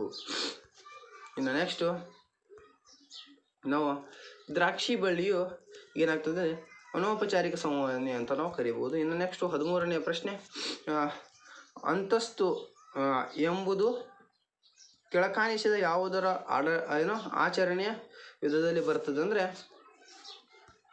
ಸಂಘಟನಾತ್ಮಕ ಆಚರಣೆಯ ವಿಧದಲ್ಲಿ ಬರುತ್ತದೆ. ಇನ್ನು 14ನೇ ಪ್ರಶ್ನೆ, ನಾರಾಯಣ ಮೂರ್ತಿರವರ ಸ್ಥಾಪಿಸತಕ್ಕಂಥ ಸಾಫ್ಟ್ವೇರ್ ಕಂಪನಿ ಯಾವುದಂತಂದರೆ ಇನ್ಫೋಸಿಸ್ ಅಂತ ನಾವು ಕರಿಬೋದು. 15ನೇ ಪ್ರಶ್ನೆ, ಸಂದೇಶನವನ ಸಂವಹನ ಅಂತ ಸಂಕೇತಗಳಾಗಿ ನಿರ್ವಹಿಸುವ ಪ್ರಕ್ರಿಯೆ ಹೇಗೆಂದು ತಿಳಿಸಲಾಗುತ್ತದೆ ಅಂದರೆ ಸಂಕೇತಿಸುವಿಕೆಯ ಮುಖಾಂತರ ತಿಳಿಸಲಾಗುತ್ತದೆ. ಇನ್ನು 16ನೆಯ ಪ್ರಶ್ನೆ, ಒಬ್ಬ ಮೇಲ್ವಿಚಾರಕನ ಎಲ್ಲ ಅಧೀನರು ಕೇವಲ ಮೇಲ್ವಿಚಾರಕನ ಮೂಲಕವೇ ಸಂವಹನ ಮಾಡುವ ಸಂವಹನ ಜಾಲಬಂಧ. ಜಾಲಬಂಧವನ್ನು ಏನಂತ ಕರೀತಾರೆ ಅಂದರೆ ಚಕ್ರ ಅಂತ ಕರೀತಾರೆ. ಇನ್ನು ನೆಕ್ಸ್ಟು 17ನೇ ಪ್ರಶ್ನೆ, ಕ್ರಿಯೆಗೆ ಚಾಲನೆ ನೀಡುತ್ತದೆ ಯಾವುದಂದರೆ ನಿರ್ದೇಶಿಸುವಿಕೆ ಅಂತ ನಾವು ಕರಿಬೋದು. ಇನ್ನು ನೆಕ್ಸ್ಟು 18ನೇ ಪ್ರಶ್ನೆ, ಡ್ಯಾಶ್ ನಿರ್ವಹಣೆಯ ಪ್ರತಿ ಹಂತದಲ್ಲಿ ನೀಡುತ್ತದೆ ಅಂದರೆ ನಿರ್ದೇಶಿಸುವಿಕೆ. ಇನ್ನು 19ನೇ ಪ್ರಶ್ನೆ, ಗರಿಷ್ಠ ವ್ಯಕ್ತಿಗತ ಕೊಡುಗೆ ಎಂದರೇನು ಅಂತ ಕೇಳಿದರೆ ಸಂಸ್ಥೆಗಳ ಉದ್ದೇಶಗಳ ಸಾಧನೆಗೆ ಪ್ರತಿಯೊಬ್ಬ ವ್ಯಕ್ತಿಯು ತನ್ನ ಗರಿಷ್ಠ ಸಾಮರ್ಥ್ಯ ನೀಡುವುದನ್ನು ಗರಿಷ್ಠ ವ್ಯಕ್ತಿಗತ ಎನ್ನುತ್ತಾರೆ ಅಂತ ನಾವು ಕರಿಬೋದು. ಇನ್ನು 20ನೇ ಪ್ರಶ್ನೆ, ಕೆಳಗಿನವುಗಳಲ್ಲಿ ಯಾವುದು ಹಣಕಾಸಿನ ಉತ್ತೇಜಕವಾಗಿದೆ ಅಂತಂದರೆ ಅದು ಯಾವುದಂದರೆ ಸ್ಟಾಕ್ ಉತ್ತೇಜಕ ಅಂತ ನಾವು ಕರಿಬೋದು. ಇನ್ನು 21ನೆಯ ಪ್ರಶ್ನೆ, ದ್ರಾಕ್ಷಿ ಬಳ್ಳಿ ಸಂವಹನದ ವಿವಿಧ ಜಾಲಬಂಧಗಳನ್ನು ತಿಳಿಸಿ ಅಂತ ಕೇಳಿದರೆ ಅವುಗಳಲ್ಲಿ ಏಕಸೂತ್ರ ಜಾಲಬಂಧ ಅಂತ ನಾವು ಕರಿಬೋದು. ಇನ್ನು 2 ಅಂಕದ ಪ್ರಶ್ನೋತ್ತರಗಳನ್ನು ನೋಡ್ಕೊಂಡು ಹೋಗೋಣ. ಅವುಗಳು ಯಾವ್ಯಾವ ಅಂದರೆ, ಒಂದನೇದು ಮೇಲ್ವಿಚಾರಣೆಯನ್ನು ಅರ್ಥೈಸಿ ಅಂತ ಇಲ್ಲಿ ಕೇಳಿದರೆ ಇದರಲ್ಲಿ ಒಂದನೇದು ಅಂದರೆ ಮೇಲ್ವಿಚಾರಣೆ ಎಂಬ ಪದವನ್ನು ಈ ರೀತಿ ಅರ್ಥೈಸಬಹುದು, ಇದು ನಿರ್ದೇಶಿಸುವಿಕೆಯ ಒಂದು ಮೂಲಾಂಶವಾಗಿದೆ ಅಂತ ನಾವು ಹೇಳ್ಬೋದು. ಇನ್ನು 2ನೇದು ಬಿ ಸಂಘಟನಾ ಶ್ರೇಣಿಯನ್ನು ಮೇಲ್ವಿಚಾರಕರು ನಿರ್ವಹಿಸುವ ಒಂದು ಕಾರ್ಯವಾಗಿದೆ ಅಂತ ನಾವು ಹೇಳ್ಬೋದು. ಇನ್ನು 2ನೇ ಪ್ರಶ್ನೆ, ಪ್ರೇರಣೆಯ ವ್ಯಾಖ್ಯಾನವನ್ನು ಹೇಳಿರಿ ಅಂತ ಹೇಳಿದರೆ ವಿಲಿಯಂ ಸ್ಕಾಟ್ ರವರ ಪ್ರಕಾರ ಪ್ರೇರಣೆ ಎಂದರೆ ಅಪೇಕ್ಷಿತ ಗುರಿಗಳನ್ನು ಸಾಧಿಸಲು ಜನರನ್ನು ಕ್ರಿಯೆಗೆ ಹುರಿದುಂಬಿಸುವಂಥ ಪ್ರಕ್ರಿಯೆ ಇದಾಗಿದೆ ಅಂತ ನಾವು ಹೇಳ್ಬೋದು. ಇನ್ನು 3ನೇ ಪ್ರಶ್ನೆ, ಪ್ರೇರೇಪಣೆಯು 2 ಲಕ್ಷಣಗಳನ್ನು ಹೇಳಿರಿ ಅಂತ ಹೇಳಿದ್ರೆ ಪ್ರೇರೇಪಣೆಯು ಆಂತರಿಕ ಭಾವನೆಯಾಗಿದೆ. ಪ್ರೇರೇಪಣೆಯು ಗುರಿ ನಿರ್ವಹಿತ ನಡವಳಿಕೆಯನ್ನು ಸೃಷ್ಟಿಸುತ್ತದೆ ಅಂತ ನಾವು ಹೇಳ್ಬೋದು. ಇನ್ನು 4ನೇ ಪ್ರಶ್ನೆ, ನಾಯಕತ್ವವನ್ನು ವ್ಯಾಖ್ಯಾನಿಸಿ ಅಂತ ಇಲ್ಲಿ ಕೇಳಿದರೆ ಜಾರ್ಜ್ ಟೇಲರ್ ಅವರ ಪ್ರಕಾರ ನಾಯಕತ್ವವು ಸಾಮೂಹಿಕ ಉದ್ದೇಶಗಳಿಗೆ ಜನರು ಇಚ್ಛಿತವಾಗಿರ್ತಕ್ಕಂಥ ಪರಿಶ್ರಮ ವಹಿಸುವಂತೆ ಪ್ರಭಾವ ಬೀರುವ ಚಟುವಟಿಕೆಯಾಗಿದೆ ಅಂತ ನಾವು ಹೇಳ್ಬೋದು. ಇನ್ನು 5ನೇ ಪ್ರಶ್ನೆ, ನಾಯಕತ್ವದ 2 ಗುಣಲಕ್ಷಣಗಳನ್ನು ಹೇಳಿರಿ ಅಂತ ಹೇಳಿದರೆ ಇಲ್ಲಿ ಯಾವಂದರೆ ನಾಯಕತ್ವವು ನಿರಂತರವಾದ ಪ್ರಕ್ರಿಯೆಯಾಗಿದೆ. 2ನೇದು ನಾಯಕತ್ವವು ಇತರ ನಡವಳಿಕೆಯಲ್ಲಿ ಬದಲಾವಣೆಯನ್ನು ತರಲು ಪ್ರಯತ್ನಿಸುತ್ತದೆ ಅಂತ ನಾವು ಹೇಳ್ಬೋದು. ಇನ್ನು 6ನೇ ಪ್ರಶ್ನೆ, ಸಂವಹನ ಪ್ರಕ್ರಿಯೆ ಎಂದರೇನು ಅಂತ ಕೇಳಿದರೆ ಸಾಮಾನ್ಯ ಅರ್ಥೈಸುವಿಕೆಯನ್ನು ಹೊಂದಲು ಜನರು ಒಬ್ಬರು ಇನ್ನೊಬ್ಬರಿಂದ ಮಾಹಿತಿಯನ್ನು ರೂಪಿಸಿಕೊಳ್ಳುವ ಮತ್ತು ಹಂಚಿಕೊಳ್ಳುವ ಪ್ರಕ್ರಿಯೆಗೆ ಸಂವಹನ ಪ್ರಕ್ರಿಯೆ ಎನ್ನುತ್ತಾರೆ ಅಂತ ನಾವು ಹೇಳ್ಬೋದು. ಇನ್ನು ನೆಕ್ಸ್ಟು 7ನೇ ಪ್ರಶ್ನೆ, ಸಂವಹನ ಪ್ರಕ್ರಿಯೆಯ 2 ಮೂಲಾಂಶಗಳನ್ನು ಹೆಸರಿಸಿ ಅಂತ ಕೇಳಿದರೆ ಇಲ್ಲಿ ರವಾನೆದಾರ ಮತ್ತು ಸಂದೇಶ ಅಂತ ನಾವು ಕರಿಬೋದು. ಇನ್ನು 8ನೇ ಪ್ರಶ್ನೆ, ಯಾವುದಾದ್ರೂ 2 ಸಂವಹನ ಮಾನಸಿಕ ಅಡಚಣೆಗಳನ್ನು ಹೆಸರಿಸಿ ಅಂತ ಹೇಳಿದ್ರೆ ಒಂದು ಗಮನದ ಕೊರತೆ, ಇನ್ನೊಂದು ಅಪನಂಬಿಕೆ ಅಂತ ನಾವು ಕರಿಬೋದು. ಇನ್ನು 9ನೇ ಪ್ರಶ್ನೆ, ಸಂವಹನದ 2 ವೈಯಕ್ತಿಕ ಅಡಚಣೆಗಳನ್ನು ಹೆಸರಿಸಿ ಅಂತ ಹೇಳಿದ್ರೆ ಅಧಿಕಾರಕ್ಕೆ ಸವಾಲಿನ ಭಯ ಮತ್ತು ಸಂವಹಿಸಲು ಇಷ್ಟವಿಲ್ಲದಿರುವಿಕೆ ಅಂತ ನಾವು ಕರಿಬೋದು. ಇನ್ನು 4 ಅಂಕದ ಪ್ರಶ್ನೋತ್ತರಗಳನ್ನು ನೋಡ್ಕೊಂಡು ಹೋಗೋಣ. ಈ ವಿಡಿಯೋನ ಕೊನೆವರೆಗೂ ನೋಡಿ ಅಂತ ಹೇಳ್ತಾ ಇನ್ನೊಂದ್ಸರಿ 4 ಅಂಕದ ಪ್ರಶ್ನೋತ್ತರಗಳನ್ನು ನೋಡ್ಕೊಂಡು ಹೋಗೋಣ. ನಿರ್ದೇಶಿಸುವಿಕೆಯ ಪ್ರಮುಖ ಲಕ್ಷಣಗಳನ್ನು ತಿಳಿಸಿ ಅಂತ ಕೇಳಿದರೆ ಅವು ಲಕ್ಷಣಗಳು ಯಾವಂದರೆ ನಿರ್ದೇಶಿಸುವಿಕೆಯು ಕ್ರಿಯೆಗೆ ಚಾಲನೆಯನ್ನು ನೀಡುತ್ತದೆ. ಇನ್ನು ನಿರ್ವಹಣೆಯ ಪ್ರತಿ ಹಂತದಲ್ಲಿ ನಡೆಸ್ತದೆ. ಇನ್ನು ನಿರಂತರ ಪ್ರಕ್ರಿಯೆಯಾಗಿದೆ. ಇನ್ನು ಮೇಲಿನಿಂದ ಕೆಳಗಿನವರೆಗೆ ಚಲಿಸ್ತದೆ. ಇನ್ನು ಇದರಲ್ಲಿ ಬರ್ತಕ್ಕಂಥ 2ನೇ ಪ್ರಶ್ನೆ ಯಾವುದಂದರೆ ನಿರ್ದೇಶಿಸುವಿಕೆಯ ಮಹತ್ವದ ಅಂಶಗಳನ್ನು ತಿಳಿಸಿ ಅಂತ ಹೇಳಿದರೆ ಅವುಗಳು ಯಾವಂದರೆ ಮೇಲ್ವಿಚಾರಣೆ, ನಾಯಕತ್ವ, ಪ್ರೇರಣೆ ಮತ್ತು ಸಂವಹನೆ ಪ್ರಕ್ರಿಯೆ ಅಂತ ನಾವು ಕರಿಬೋದು. ಇನ್ನು 3ನೇ ಪ್ರಶ್ನೆ, ಪ್ರೇರಣೆಯ 4 ಅನುಕೂಲತೆಗಳನ್ನು ಹೆಸರಿಸಿ ಅಂತ ಹೇಳಿದರೆ ಅವುಗಳು ಯಾವಂದರೆ ನೌಕರರು ಮತ್ತು ಸಂಸ್ಥೆಯ ಕಾರ್ಯಮಟ್ಟವನ್ನು ಸುಧಾರಿಸ್ತದೆ. 2ನೇದು ಸಂಸ್ಥೆಯಲ್ಲಿ ಗೈರು ಹಾಜರಿಗಳನ್ನು ತಗ್ಗಿಸುತ್ತದೆ. ಇನ್ನು 3ನೇದು ಉದ್ಯೋಗ ಬದಲಾವಣೆಗಳನ್ನು ಕಡಿತಗೊಳಿಸುತ್ತೆ. 4ನೇದು ನಕಾರಾತ್ಮಕ ಭಾವನೆಗಳನ್ನು ಸಕಾರಾತ್ಮಕವಾಗಿ ಗೊಳಿಸ್ತದೆ ಅಂತ ನಾವು ಹೇಳ್ಬೋದು. ಇನ್ನು 4ನೇ ಪ್ರಶ್ನೆಯನ್ನು ನೋಡ್ಕೊಂಡು ಹೋಗೋಣ. ಸಂವಹನದಲ್ಲಿ ಶಬ್ದಾರ್ಥದ 4 ಅಡಚಣೆಗಳನ್ನು ತಿಳಿಸಿ ಅಂತ ಹೇಳಿದರೆ ಇಲ್ಲಿ ಕಳಪೆಯಾಗಿ ವ್ಯಕ್ತಿ ಪಡಿಸಲಾದಂಥ ಸಂದೇಶ, ಇನ್ನು ವಿಭಿನ್ನ ಅರ್ಥಗಳ ಸಂಜ್ಞೆಗಳು, ಇನ್ನು ದೋಷಪೂರ್ಣ ಭಾಷಾಂತರ, ಇನ್ನು 4ನೇದು ಸ್ವೀಕರಿಸಿದ ಊಹೆಗಳು ಅಂತ ನಾವು ಕರಿಬೋದು. ಇನ್ನು 5ನೇ ಪ್ರಶ್ನೆ ಯಾವುದಂದರೆ ಸಂವಹನದ 4 ಸಂಘಟನಾತ್ಮಕ ಆಚರಣೆಯನ್ನು ತಿಳಿಸಿರಿ ಅಂತ ಹೇಳಿದ್ದಾರೆ. ಅದರಲ್ಲಿ 1ನೇದು ಸಂಘಟನಾತ್ಮಕ ನೀತಿ, 2ನೇದು ನಿಯಮ ಮತ್ತು ನಿಬಂಧನೆಗಳು, 3ನೇದು ಅಂತಸ್ತು, 4ನೇದು ಯಾವುದಂದರೆ ಸಂಘಟನಾ ರಚನೆಯ ಸಂಕೀರ್ಣತೆ ಅಂತ ನಾವು ಕರಿಬೋದು. ಇನ್ನು 8 ಅಂಕದ ಪ್ರಶ್ನೋತ್ತರಗಳನ್ನು ನೋಡ್ಕೊಂಡು ಹೋಗೋಣ. 8 ಅಂಕದ ಪ್ರಶ್ನೋತ್ತರಗಳು ಯಾವೆಂದರೆ ಮೇಲ್ವಿಚಾರಣೆ ಎಂದರೇನು, ಮೇಲ್ವಿಚಾರಣಾ ಪಾತ್ರವನ್ನು ವಿವರಿಸಿ ಅಂತ ಕರೆದಿದ್ದಾರೆ. ಮೇಲ್ವಿಚಾರಣೆ ಅಂದರೆ ನಿರ್ಧರಿಸುವಿಕೆಯ ಒಂದು ಮೂಲಾಂಶವಾಗಿದ್ದು ಸಂಘಟನಾ ಶ್ರೇಣಿಯಲ್ಲಿ ಮೇಲ್ವಿಚಾರಕನು ನಿರ್ವಹಿಸುವ ಒಂದು ಕಾರ್ಯವಾಗಿದೆ ಅಂತ ನಾವು ಕರಿಬೋದು.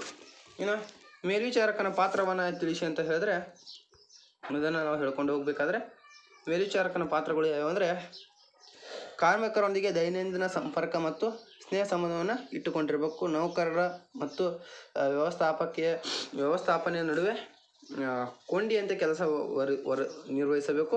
ಕಾರ್ಮಿಕರ ತಂಡದ ಏಕತೆ ಉಳಿಸುವಲ್ಲಿ ಪ್ರಮುಖ ಪಾತ್ರವನ್ನು ವಹಿಸಬೇಕು. ಇನ್ನು 4ನೇ ಪಾಯಿಂಟ್ ಯಾವುದಂದರೆ ನಿರ್ಧಾರಿತ ಗುರಿಗಳಿಗೆ ಅನುಗುಣವಾಗಿ ಕಾರ್ಯನಿರ್ವಹಣೆಯನ್ನು ಖಚಿತಪಡಿಸಬೇಕು. ಇನ್ನು 5ನೇ ಪಾಯಿಂಟ್ ಯಾವುದಂದರೆ ಕಾರ್ಮಿಕರಿಗೆ ಮತ್ತು ನೌಕರರಿಗೆ ಉತ್ತಮ ತರಬೇತಿಗಳನ್ನು ನೀಡುತ್ತಾನೆ. ಇನ್ನು ತನ್ನ ಕಾರ್ಮಿಕರ ಕಾರ್ಯವನ್ನು ವಿಶ್ಲೇಷಿಸ್ತಾನೆ. ಕಾರ್ಮಿಕರಲ್ಲಿ ನೈತಿಕ ಸ್ಥೈರ್ಯವನ್ನು ಬೆಳೆಸ್ತಾನೆ ಅಂತ ನಾವು ಹೇಳಬಹುದು. ಇನ್ನು 2ನೇ ಪ್ರಶ್ನೆ ಯಾವುದಂದರೆ ನೌಕರರನ್ನು ಪ್ರೇರೇಪಿಸಲು ಬಳಸುವ 4 ಹಣಕಾಸಿನ ಉತ್ತೇಜಕಗಳು ಮತ್ತು ಹಣಕಾಸೇತರ ಉತ್ತೇಜಕಗಳನ್ನು ವಿವರಿಸಿ ಅಂತ ಕೇಳ್ತಾರೆ. ಇನ್ನು ಹಣಕಾಸಿನ ಉತ್ತೇಜಕಗಳು ಯಾವೆಂದರೆ ವೇತನ ಮತ್ತು ಭತ್ಯೆಗಳು, ಇನ್ನು ಉತ್ಪಾದಕತೆ ಆಧಾರಿತ ವೇತನದ ಉತ್ತೇಜಕಗಳು, ಇನ್ನು ಬೋನಸ್ಸು, ಇನ್ನು ಲಾಭದ ಹಂಚಿಕೆ ಅಂತ ನಾವು ಕರಿಬೋದು. ಇನ್ನು ಹಣಕಾಸೇತರ ಉತ್ತೇಜಕಗಳು ಅಂದರೆ ಏನಂದರೆ ಅಂತಸ್ತು, ಸಂಘಟನಾತ್ಮಕ ಅವಕಾಶಗಳು, ಇನ್ನು ವ್ಯಕ್ತಿ ಉತ್ತೇಜೀಕರಣ ಅವಕಾಶಗಳು, ಮತ್ತು 4ನೇದು ಉದ್ಯೋಗಿ ಗುರುತಿಸುವಿಕೆ ಕಾರ್ಯಕ್ರಮ ಅಂತ ನಾವು ಕರಿಬೋದು. ಇನ್ನು 3ನೇ ಪ್ರಶ್ನೆ ಉತ್ತಮ ನಾಯಕನ ಗುಣಲಕ್ಷಣಗಳನ್ನು ವಿವರಿಸಿ ಅಂತ ಕೇಳಿದ್ದಾರೆ.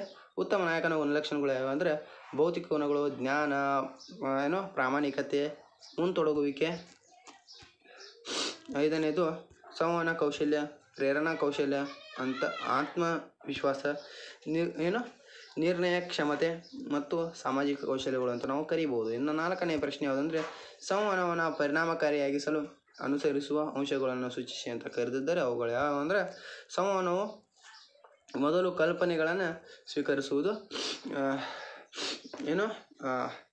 ಸ್ವೀಕರ್ತನ ಅಗತ್ಯತೆಗಳಿಗೆ ತಕ್ಕಂತೆ ಸಂವಹಿಸುವ ಮೊದಲು ಇತರರೊಂದಿಗೆ ಏನು ಮಾಡಬೇಕು ಸಮಾಲೋಚಿಸುವುದು. ಇನ್ನು ನೆಕ್ಸ್ಟು ಸಂದೇಶ, ಭಾಷೆ, ಧ್ವನಿ, ವಿಷಯದ ಕುರಿತು ಎಚ್ಚರಿಕೆ ವಹಿಸಬೇಕಾಗ್ತದೆ. ಕೆಳಗಿನ ಕೇಳುಗರಿಗೆ ಸಹಾಯವಾಗುವ ಮತ್ತು ಮೌಲ್ಯಯುತವಾದಂಥ ವಿಷಯಗಳನ್ನು ತಿಳಿಸುವುದಾಗಿದೆ. ಇನ್ನು ನೆಕ್ಸ್ಟು 6ನೇ ಪಾಯಿಂಟ್ ಯಾವುದಂದರೆ ಸಮರ್ಪಕ ಹಿನ್ಮಾಹಿತಿಯನ್ನು ಖಚಿತಪಡಿಸುವುದು ಆಗಿದೆ ಅಂತ ನಾವು ಹೇಳ್ಬೋದು. ಇನ್ನು 7ನೇದು ವರ್ತಮಾನ ಹಾಗೂ ಭವಿಷ್ಯಕ್ಕಾಗಿ ಸಂವಹಿಸುವುದಾಗಿದೆ. ಇನ್ನು 8ನೇದು ಸಂವಹನಗಳ ಅನುಪಾಲನೆ ಮಾಡುವುದಾಗಿದೆ ಅಂತ ಹೇಳ್ಬೋದು. ಇನ್ನು 9ನೇದು ಒಳ್ಳೆಯ ಕೇಳುಗರಾಗಿರ್ತಾರೆ ಅಂತ ನಾವು ಕೂಡ ಹೇಳ್ಬೋದು. ಇನ್ನು 8ನೇ ಅಧ್ಯಾಯದ ಕಡೆಗೆ ನಾವು ಹೋಗಿದ್ದೆ. 8ನೇ ಅಧ್ಯಾಯದ ಕಡೆಗೆ ಹೋಗುವಂಥ ಮುಂಚೆ ಈ ವಿಡಿಯೋನ ಯಾರೂ ಲೈಕ್ ಮಾಡಿಲ್ಲ, ಲೈಕ್ ಮಾಡ್ಕೊಳ್ಳಿ.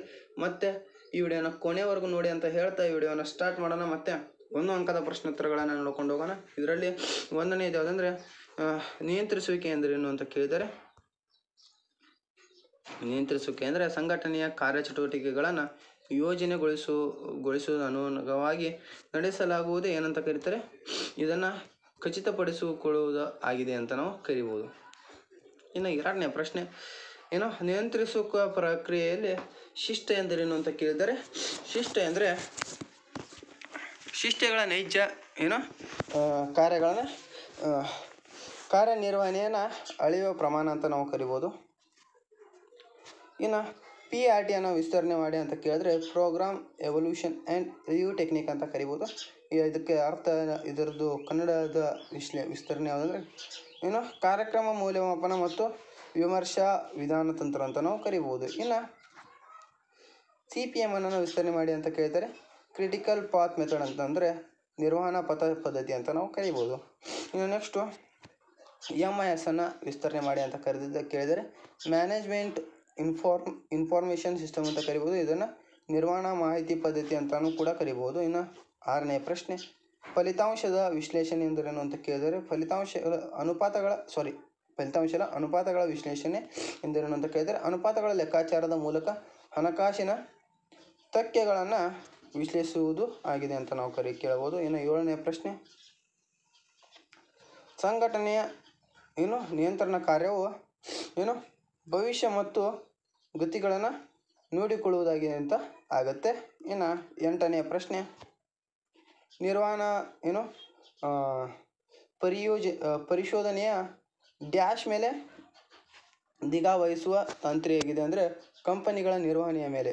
ಇದು ಕಂಪನಿಗಳ ನಿರ್ವಹಣೆಯ ಮೇಲೆ ಆಗಿದೆ.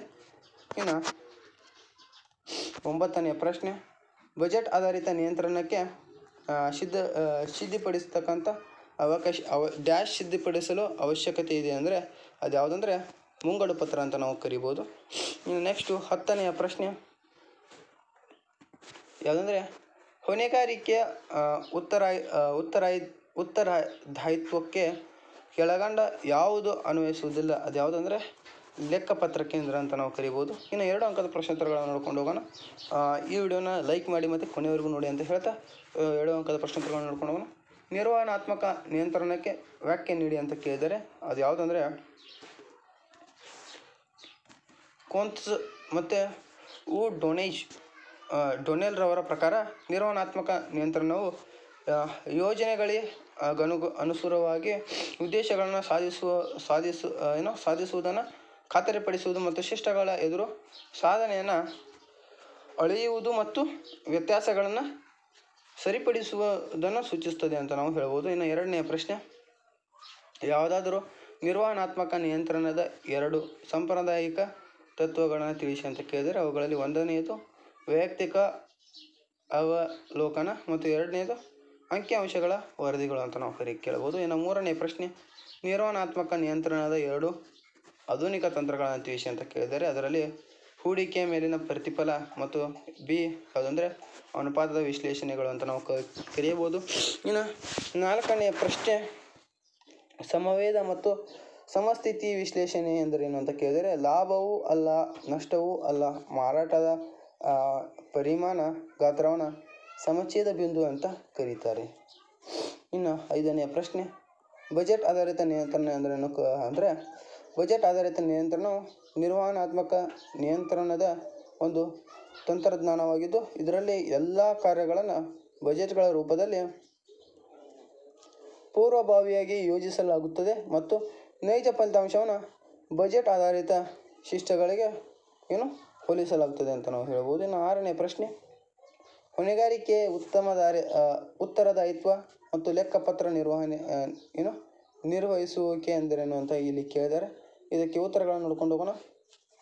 ಒಂದು ಸಂಘಟನೆಯ ಬೇರೆ ಬೇರೆ ವಿಭಾಗಗಳು ವಲಯಗಳು ಇಲಾಖೆಗಳನ್ನು ಉತ್ತರದಾಯಿತ್ವ ಕೇಂದ್ರಗಳನ್ನಾಗಿ ಸ್ಥಾಪಿಸುವ ಲೆಕ್ಕ ನಿರ್ವಹಿಸುವಿಕೆಯ ಒಂದು ವ್ಯವಸ್ಥೆಯ ಉತ್ತರದಾಯಿತ್ವ ಲೆಕ್ಕಪತ್ರ ನಿರ್ವಹಿಸುವಿಕೆಯಾಗಿದೆ ಅಂತ ನಾವು ಹೇಳಬಹುದು. ಇನ್ನು 7ನೇ ಪ್ರಶ್ನೆ, ನಿರ್ವಹಣಾತ್ಮಕ ನಿಯಂತ್ರಣದ 2 ಸಾಂಪ್ರದಾಯಿಕ ತಂತ್ರಗಳನ್ನು ತಿಳಿಸಿ ಅಂತ ಹೇಳಿದ್ದಾರೆ ಅದರಲ್ಲಿ ವೈಯಕ್ತಿಕ ಅವಲೋಕನ ಮತ್ತು 2ನೇದು ಅಂಕಿಅಂಶಗಳ ವರದಿ ಅಂತ ನಾವು ಕರೀಬೋದು. ಇನ್ನು 8ನೇ ಪ್ರಶ್ನೆ, ನಿರ್ವಹಣಾತ್ಮಕ ನಿಯಂತ್ರಣದ 2 ಆಧುನಿಕ ತಂತ್ರಗಳನ್ನು ತಿಳಿಸಿ ಅಂತ ಹೇಳಿದರೆ ಅದರಲ್ಲಿ ಹೂಡಿಕೆ ಮೇಲಿನ ಪ್ರತಿಫಲ ಮತ್ತು ಅನುಪಾತಗಳ ವಿಶ್ಲೇಷಣೆ ಅಂತ ನಾವು ಕರಿಬೋದು. ಇನ್ನು 4 ಅಂಕದ ಪ್ರಶ್ನೆಗಳನ್ನು ನೋಡ್ಕೊಂಡು ಹೋಗೋಣ. ಇದನ್ನು ಕೊನೆಯವರೆಗೂ ಈ ವಿಡಿಯೋನ ನೋಡಿ ಮತ್ತು ಲೈಕ್ ಮಾಡಿ ಅಂತ ಹೇಳ್ತಾ 4 ಅಂಕದ ಪ್ರಶ್ನೋತ್ತರಗಳನ್ನು ನೋಡ್ಕೊಂಡು ಹೋಗೋಣ. ಇದರಲ್ಲಿ ನಿಯಂತ್ರಿಸುವಿಕೆಯ ಪ್ರಕ್ರಿಯೆಯಲ್ಲಿ ಹಂತಗಳನ್ನು ಸಂಕ್ಷಿಪ್ತವಾಗಿ ವಿವರಿಸಿ ಅಂತ ಹೇಳಿದರೆ 1ನೇ ಹಂತ ಕಾರ್ಯನಿರ್ವಹಣೆಯ ಶಿಷ್ಟಿಗಳನ್ನು ನಿರ್ಧರಿಸುವುದು. ನೈಜ ಕಾರ್ಯನಿರ್ವಹಣೆಯನ್ನು ಅಳೆಯುವುದು. ಇನ್ನು ನೈಜ ಕಾರ್ಯನಿರ್ವಹಣೆಯನ್ನು ಶಿಷ್ಟಿಯೊಂದಿಗೆ ಹೋಲಿಸುವುದು.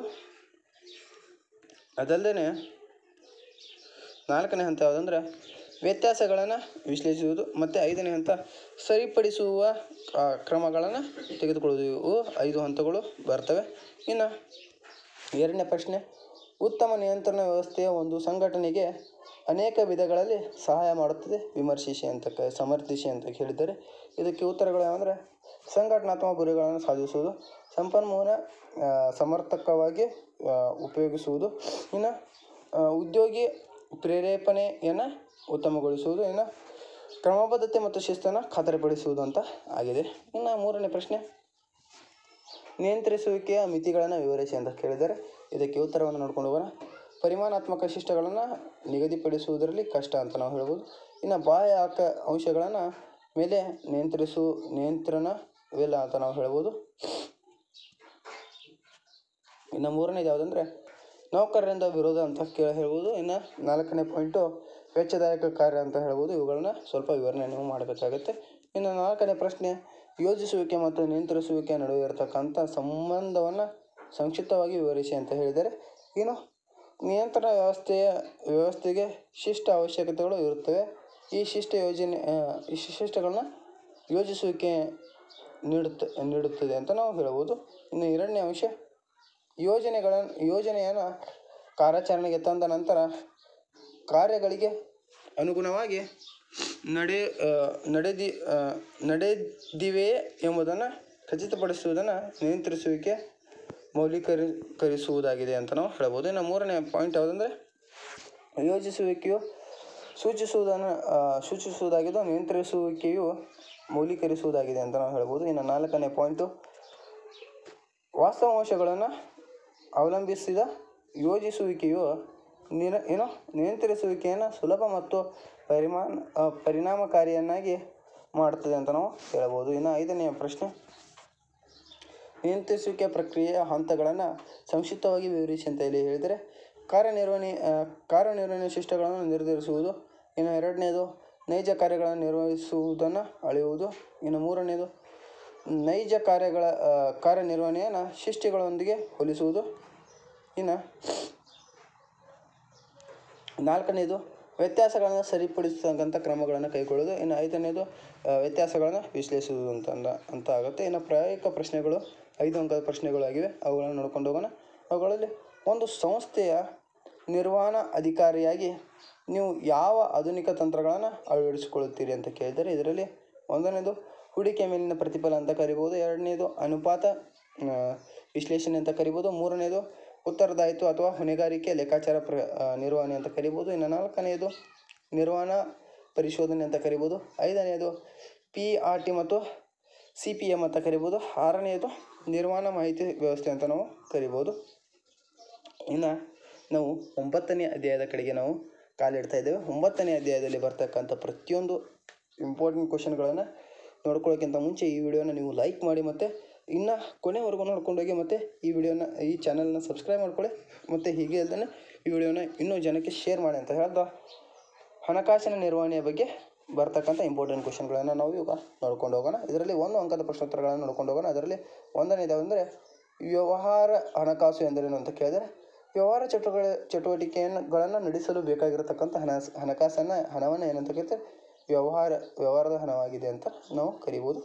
ಇನ್ನು ಹಣಕಾಸಿನ ನಿರ್ವಹಣೆಯ ಮೂಲಭೂತ ಉದ್ದೇಶವೇನು ಅಂತ ಇಲ್ಲಿ ಕೇಳಿದರೆ ಅದರ ಮೂಲಭೂತ ಉದ್ದೇಶ ಏನಂದರೆ ಷೇರುದಾರರ ಸಂಪತ್ತನ್ನು ಗರಿಷ್ಠ ಮಾಡುತ್ತದೆ. ಇನ್ನು ಬಂಡವಾಳ ರಚನೆ ಎಂದರೇನು ಅಂತ ಇಲ್ಲಿ ಕೇಳಿದರೆ ಮಾಲೀಕರು ಮತ್ತು ಎರವಲು ನಿಧಿಗಳ ನಡುವಿನ ಮಿಶ್ರಣವಾಗಿದೆ ಅಂತ ನಾವು ಕರಿಬೋದು. ಇನ್ನು ನಾಲ್ಕನೆಯ ಪ್ರಶ್ನೆ, ಹಣಕಾಸಿನ ನಷ್ಟ ಭಯ ಎಂದರೇನು ಅಂತ ಕೇಳಿದರೆ ಸಂಸ್ಥೆಯು ತನ್ನ ಪಾವತಿ ಬಾಧ್ಯತೆಗಳನ್ನು ಪೂರೈಸುವ ವಿಫಲಗೊಳ್ಳುವ ಸಂದರ್ಭ ಇದಾಗಿದೆ ಅಂತ ನಾವು ಕರೆಯಬಹುದು. ಇನ್ನು ಐದನೆಯ ಪ್ರಶ್ನೆ, ಸ್ಥಿರ ಆಸ್ತಿಗೆ ಉದಾಹರಣೆ ಕೊಡಿ ಅಂದರೆ ಭೂಮಿ ಅಂತ ಕೇಳ್ಬೋದು. ಚರ ಆಸ್ತಿಗೆ ಉದಾಹರಣೆ ಕೊಡಿ ಅಂದರೆ ದಾಸ್ತಾನುಗಳು ಅಂತ ನಾವು ಕರಿಬೋದು. ಇನ್ನು ಏಳನೆಯ ಪ್ರಶ್ನೆ,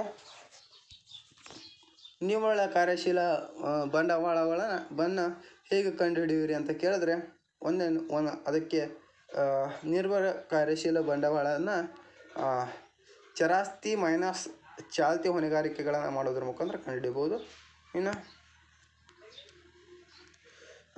ಇನ್ನು ಅತಿ ಅಗ್ಗದ ಹಣಕಾಸಿನ ಮೂಲ ಯಾವುದಂದರೆ ಸಾಲಪತ್ರಗಳು. ಇದರಲ್ಲಿ ಉತ್ತರ ಯಾವುದಂದರೆ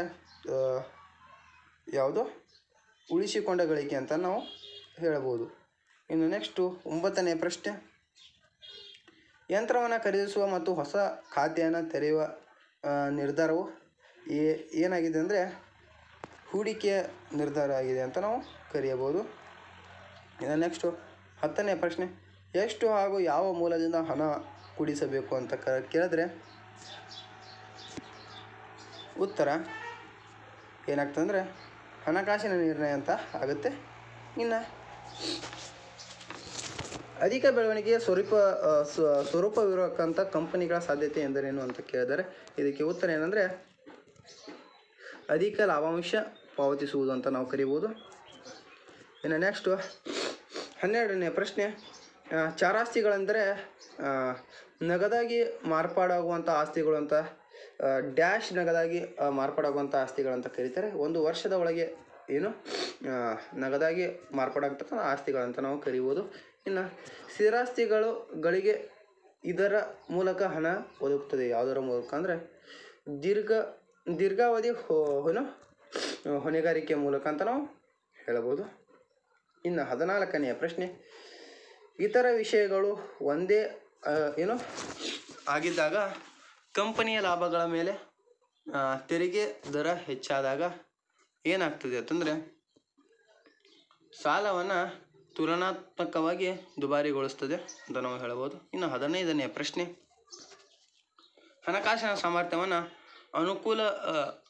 ಅನುಕೂಲಕರವೆಂದು ಈ ಸಂದರ್ಭದಲ್ಲಿ ಕರೆಯಲಾಗುತ್ತದೆ. ಯಾವ ಸಂದರ್ಭ ಅಂತಂದರೆ ಹೂಡಿಕೆ ಮೇಲಿನ ಪ್ರತಿಫಲ ಸಾಲದ ವೆಚ್ಚಕ್ಕಿಂತಲೂ ಹೆಚ್ಚಾದಾಗ ಅಂತ ನಾವು ಕರಿಬೋದು.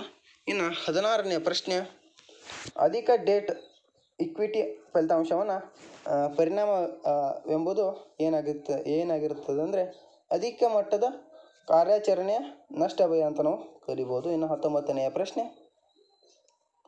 ಅಧಿಕ ಕಾರ್ಯಶೀಲತೆಯ ಬಂಡವಾಳದ ಪರಿಣಾಮಗಳು ಯಾವ್ಯಾವ ಅಂತ ಕೇಳಿದ್ರೆ ಇದಕ್ಕೆ ಉತ್ತರ ಅಧಿಕ ಚಾಲ್ತಿ ಅನುಪಾತ ಮತ್ತು ಅಧಿಕ ನಷ್ಟ ಮತ್ತು ಅಧಿಕ ಲಾಭ ಅಂತ ನಾವು ಕರಿಬೋದು.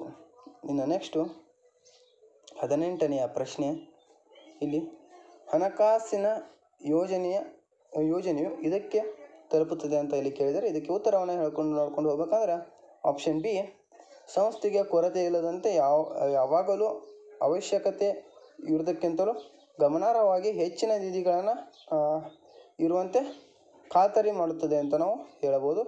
ಇನ್ನು 19ನೇ ಪ್ರಶ್ನೆ, ಪ್ರತಿ ಷೇರಿನ ಮೇಲೆ ಅಧಿಕ ಲಾಭಾಂಶ ಇದಕ್ಕೆ ಸಂಬಂಧಿಸಿದೆ ಅಂದರೆ ಯಾವುದಕ್ಕೆ ಅಂತ ನೋಡ್ಕೊಂಡು ಹೋದರೆ ಆಪ್ಷನ್ ಬಿ, ಅಧಿಕ ಗಳಿಕೆಗಳು, ಅಧಿಕ ನಗದಿತ ಹರಿವು, ಸ್ಥಿರ ಗಳಿಕೆಗಳು ಮತ್ತು ಅಧಿಕ ಬೆಳವಣಿಗೆಗಳಿಗೆ ಅವಕಾಶಗಳು ಅಂತ ನಾವು ಕರಿಬೋದು. ಇನ್ನು 20ನೆಯ ಪ್ರಶ್ನೆ, ವ್ಯವಹಾರ ಸಂಸ್ಥೆಗೆ ಅಭಿವೃದ್ಧಿಗಾಗಿ ಇದರ ಮೂಲಕ ಹಣ ಬರುತ್ತದೆ ಅಂದರೆ ಯಾವುದರ ಮೂಲಕ ಅಂದರೆ ಒಂದು ಚಾಲ್ತಿ ಹೊಣೆಗಾರಿಕೆಯಿಂದ ಬರ್ತದೆ, ಇನ್ನೊಂದು ದೀರ್ಘಾವಧಿ ಹೊಣೆಗಾರಿಕೆಯಿಂದ ಬರ್ತದೆ ಅಂತ ನಾವು ಹೇಳ್ಬೋದು. ಇನ್ನು 2ನೇ ಆಪ್ಷನ್ ಬಿ, ಇದು ವಿಭಾಗ ಬಿ ಅಂದರೆ 2 ಅಂಕದ ಪ್ರಶ್ನೋತ್ತರಗಳನ್ನು ನೋಡ್ಕೊಳ್ಳೋಕ್ಕಿಂತ ಮುಂಚೆ ಈ ವಿಡಿಯೋನ ಲೈಕ್ ಮಾಡಿ ಮತ್ತು ನಮ್ಮ ಚಾನಲ್ ಸಬ್ಸ್ಕ್ರೈಬ್ ಮಾಡ್ಕೊಳ್ಳಿ ಅಂತ ಹೇಳ್ತಾ ಈ ಅಂಕಗಳ ಪ್ರಶ್ನೋತ್ತರಗಳನ್ನು ನೋಡ್ಕೊಂಡು ಹೋಗೋಣ. ಹಣಕಾಸಿನ ನಿರ್ವಹಣೆ ಎಂದರೇನು ಅಂತ ಕೇಳಿದರೆ ಹಣಕಾಸಿನ ನಿರ್ವಹಣೆ ಎಂದರೆ ಸಂಸ್ಥೆಗೆ ಅಗತ್ಯವಾದಂಥ ಹಣಕಾಸಿನ ಪ್ರಶಸ್ತಿವಾದ ಸಂಗ್ರಹಣೆ ಹಾಗೂ ಅವುಗಳ ಬಳಕೆಗೆ ಸಂಬಂಧಿಸಿದ ನಿರ್ವಹಣೆಯಾಗಿದೆ ಅಂತ ನಾವು ಹೇಳ್ಬೋದು. ಇನ್ನು 2ನೇ ಪ್ರಶ್ನೆ, ಒಂದು ಉದಾಹರಣೆಯೊಂದಿಗೆ ಹೂಡಿಕೆಯ ನಿರ್ಣಯವನ್ನು ಅರ್ಥವನ್ನು ಕೊಡಿ ಅಂತ ಹೇಳಿದರೆ ಇಲ್ಲಿ ಉತ್ತರ ಏನಂದರೆ ಹೂಡಿಕೆ ನಿರ್ಣಯವು ಒಂದು ಸಂಸ್ಥೆಯ ನಿಧಿಗಳನ್ನು ಹೇಗೆ ವಿವಿಧ ಸ್ಥಿತಿಗಳಲ್ಲಿ ಹೂಡಿಕೆ ಮಾಡಬೇಕೆಂಬುದನ್ನು ಸಂಬಂಧಿಸಿದೆ ಅಂತ ನಾವು ಹೇಳ್ಬೋದು. ಇದಕ್ಕೆ ಉದಾಹರಣೆ ಯಾವುದಂದರೆ ಅಸ್ತಿತ್ವದಲ್ಲಿರ್ತಕ್ಕಂಥ ಯಂತ್ರಗಳನ್ನು ಬದಲಾಯಿಸುವುದು ಹಾಗೂ ಹೊಸ ಯಂತ್ರಗಳನ್ನು ಹೂಡಿಕೆ ಮಾಡುವುದು ಆಗಿದೆ ಅಂತ ನಾವು ಹೇಳ್ಬೋದು. ಇನ್ನು 3ನೇ ಪ್ರಶ್ನೆ, ಹಣಕಾಸು ಒದಗಿಸುವ ನಿರ್ಣಯ ಎಂದರೇನು ಅಂತ ಕೇಳಿದರೆ ಉದಾಹರಣೆ ಕೊಡಿ ಅಂತ ಕೂಡ ಕೇಳಿದರೆ ಈ ನಿರ್ಣಯವನ್ನು ದೀರ್ಘಾವಧಿಯ ಹಲವು ಮೂಲಗಳಿಂದ ಹಣಕಾಸಿನ ಪರಿಣಾಮವನ್ನು ಕ್ರೋಢೀಕರಿಸುವಿಕೆ ಸಂಬಂಧಿಸಿದೆ. ಇದಕ್ಕೆ ಉದಾಹರಣೆ ಯಾವುದಂದರೆ ಹಣಕಾಸಿನ ಮೂಲಗಳ ವೆಚ್ಚವನ್ನು ಪರಿಗಣಿಸುವುದು ಅಂತ ನಾವು ಕರಿಬೋದು. ಇನ್ನು 4ನೇ ಪ್ರಶ್ನೆ, ಲಾಭಾಂಶ ನಿರ್ಣಯ ಎಂದರೇನು ಅಂತ ಕೇಳಿದರೆ ಈ ಕಂಪನಿಯು ಗಳಿಸಿದಂಥ ಅಥವಾ ತೆರಿಗೆ ಫಲಿತಾಂಶದ ನಂತರ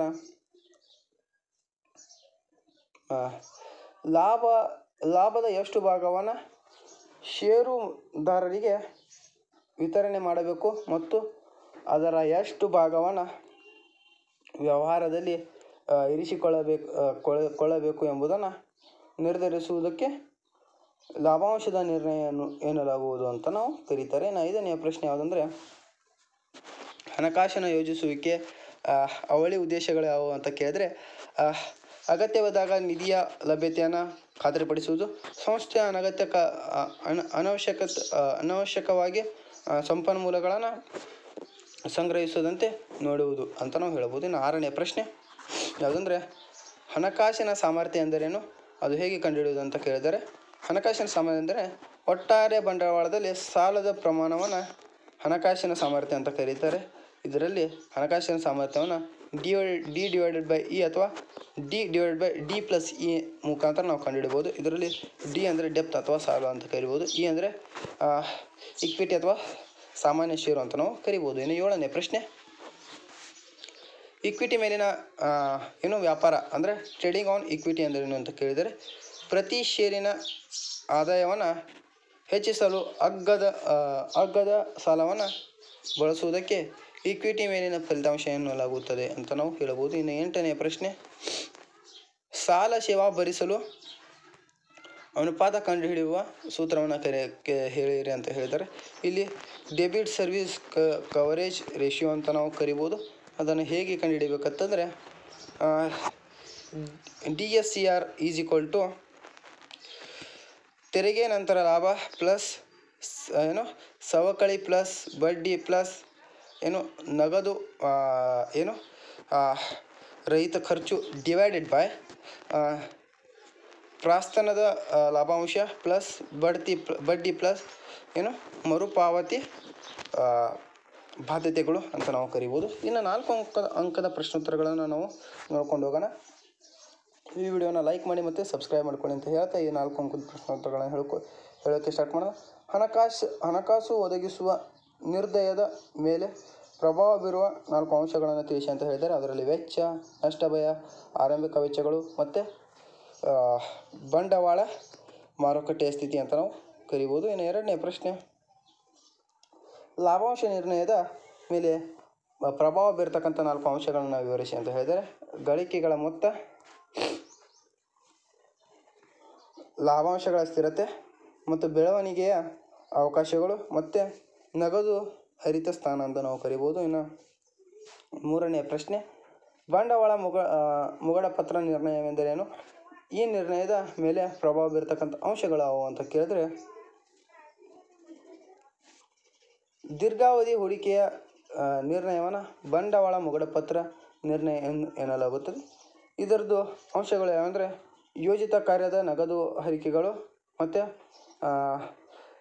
ಪ್ರತಿಫಲದ ದರ ಮತ್ತು ಒಳಗೊಂಡ ಹೂಡಿಕೆಯ ಮಾನದಂಡಗಳು ಅಂತ ನಾವು ಕರಿಬೋದು. ಇನ್ನು 4ನೇ ಪ್ರಶ್ನೆ ಹಣಕಾಸು ಯೋಜನೆಯ 4 ಪ್ರಾಮುಖ್ಯತೆಗಳನ್ನು ವಿವರಿಸಿ ಅಂತ ಕೇಳಿದರೆ ಇವುಗಳಲ್ಲಿ ವ್ಯವಹಾರದ ಭವಿಷ್ಯದ ಸನ್ನಿವೇಶಗಳೇ ಏನಾಗಬಹುದು ಎಂದು ಹೇಳ್ತದೆ. ಇನ್ನು 2ನೇ ಪಾಯಿಂಟ್ ಯಾವುದಂದರೆ ವ್ಯವಹಾರದ ಆಘಾತಗಳನ್ನು ಮತ್ತು ಎಚ್ಚರಿಕೆಗಳನ್ನು ತಪ್ಪಿಸಲು ಸಹಾಯ ಮಾಡ್ತದೆ. ಇನ್ನು 3ನೇ ಪಾಯಿಂಟ್ ಯಾವುದಂದರೆ ವ್ಯವಹಾರದ ವಿವಿಧ ಕಾರ್ಯಗಳನ್ನು ಸಮನ್ವಯಗೊಳಿಸ್ತದೆ. ಇನ್ನು 4ನೇ ಪಾಯಿಂಟ್ ಯಾವುದಂದರೆ ಇದು ವರ್ತಮಾನವನ್ನು ಭವಿಷ್ಯದೊಂದಿಗೆ ಜೋಡಿಸ್ತದೆ ಅಂತ ನಾವು ಹೇಳ್ಬೋದು. ಇನ್ನು 5ನೇ ಪ್ರಶ್ನೆ ಸ್ಥಿರ ಬಂಡವಾಳದ ಅಗತ್ಯತೆಯ ಮೇಲೆ ಪ್ರಭಾವ ಬೀರತಕ್ಕಂಥ 4 ಅಂಶಗಳನ್ನು ತಿಳಿಸಿ ಅಂತ ಹೇಳಿದರೆ ವ್ಯವಹಾರದ ಸ್ವರೂಪ, ಕಾರ್ಯಾಚರಣೆಯ ಪ್ರಭಾವ, ತಂತ್ರ ವಿಧಾನದ ಆಯ್ಕೆ ಮತ್ತು ತಂತ್ರಜ್ಞಾನದ ಉನ್ನತೀಕರಣ ಅಂತ ನಾವು ಕರಿಬೋದು. ಇನ್ನು 6ನೇ ಪ್ರಶ್ನೆ ಯಾವುದಂದರೆ ಕಾರ್ಯಶೀಲ ಬಂಡವಾಳದ ಅವಶ್ಯಕತೆಯ ಮೇಲೆ ಪ್ರಭಾವ ಬೀರತಕ್ಕಂಥ 4 ಅಂಶಗಳನ್ನು ತಿಳಿಸಿ ಅಂತ ಹೇಳಿದ್ದಾರೆ. ವ್ಯವಹಾರದ ಸ್ವರೂಪ, ಕಾರ್ಯಾಚರಣೆಯ ಪ್ರಭಾವ, ಋತುಮಾನಿಕ ಅಂಶಗಳು ಮತ್ತು 4 ಉತ್ಪಾದನಾ ಚಕ್ರಗಳು ಅಂತ ನಾವು ಕರಿಬೋದು. ಈ ಪ್ರಶ್ನೆ ಮುಖಾಂತರ ನಾವು ವಿಡಿಯೋವನ್ನು ಮುಕ್ತಾಯಗೊಳಿಸಿದ್ದೇವೆ. ಈ ವಿಡಿಯೋದಲ್ಲಿ ನಾವು ಎಲ್ಲ ರೀತಿಯ ವ್ಯವಹಾರ ಅಧ್ಯಾಯದಲ್ಲಿ ಬರ್ತಕ್ಕಂಥ ಎಲ್ಲ ಅಧ್ಯಾಯಗಳ ಪ್ರಶ್ನೋತ್ತರಗಳನ್ನು ನಾವು ಮುಕ್ತಾಯಗೊಳಿಸಿದ್ದೇವೆ ಮತ್ತು ಪ್ರಥಮ ಭಾಗದಲ್ಲಿ 1 ರಿಂದ 5 ಅಧ್ಯಾಯಗಳ ಪ್ರಶ್ನೋತ್ತರಗಳನ್ನು ಮುಕ್ತಾಯಗೊಳಿಸಿದ್ದೇವೆ.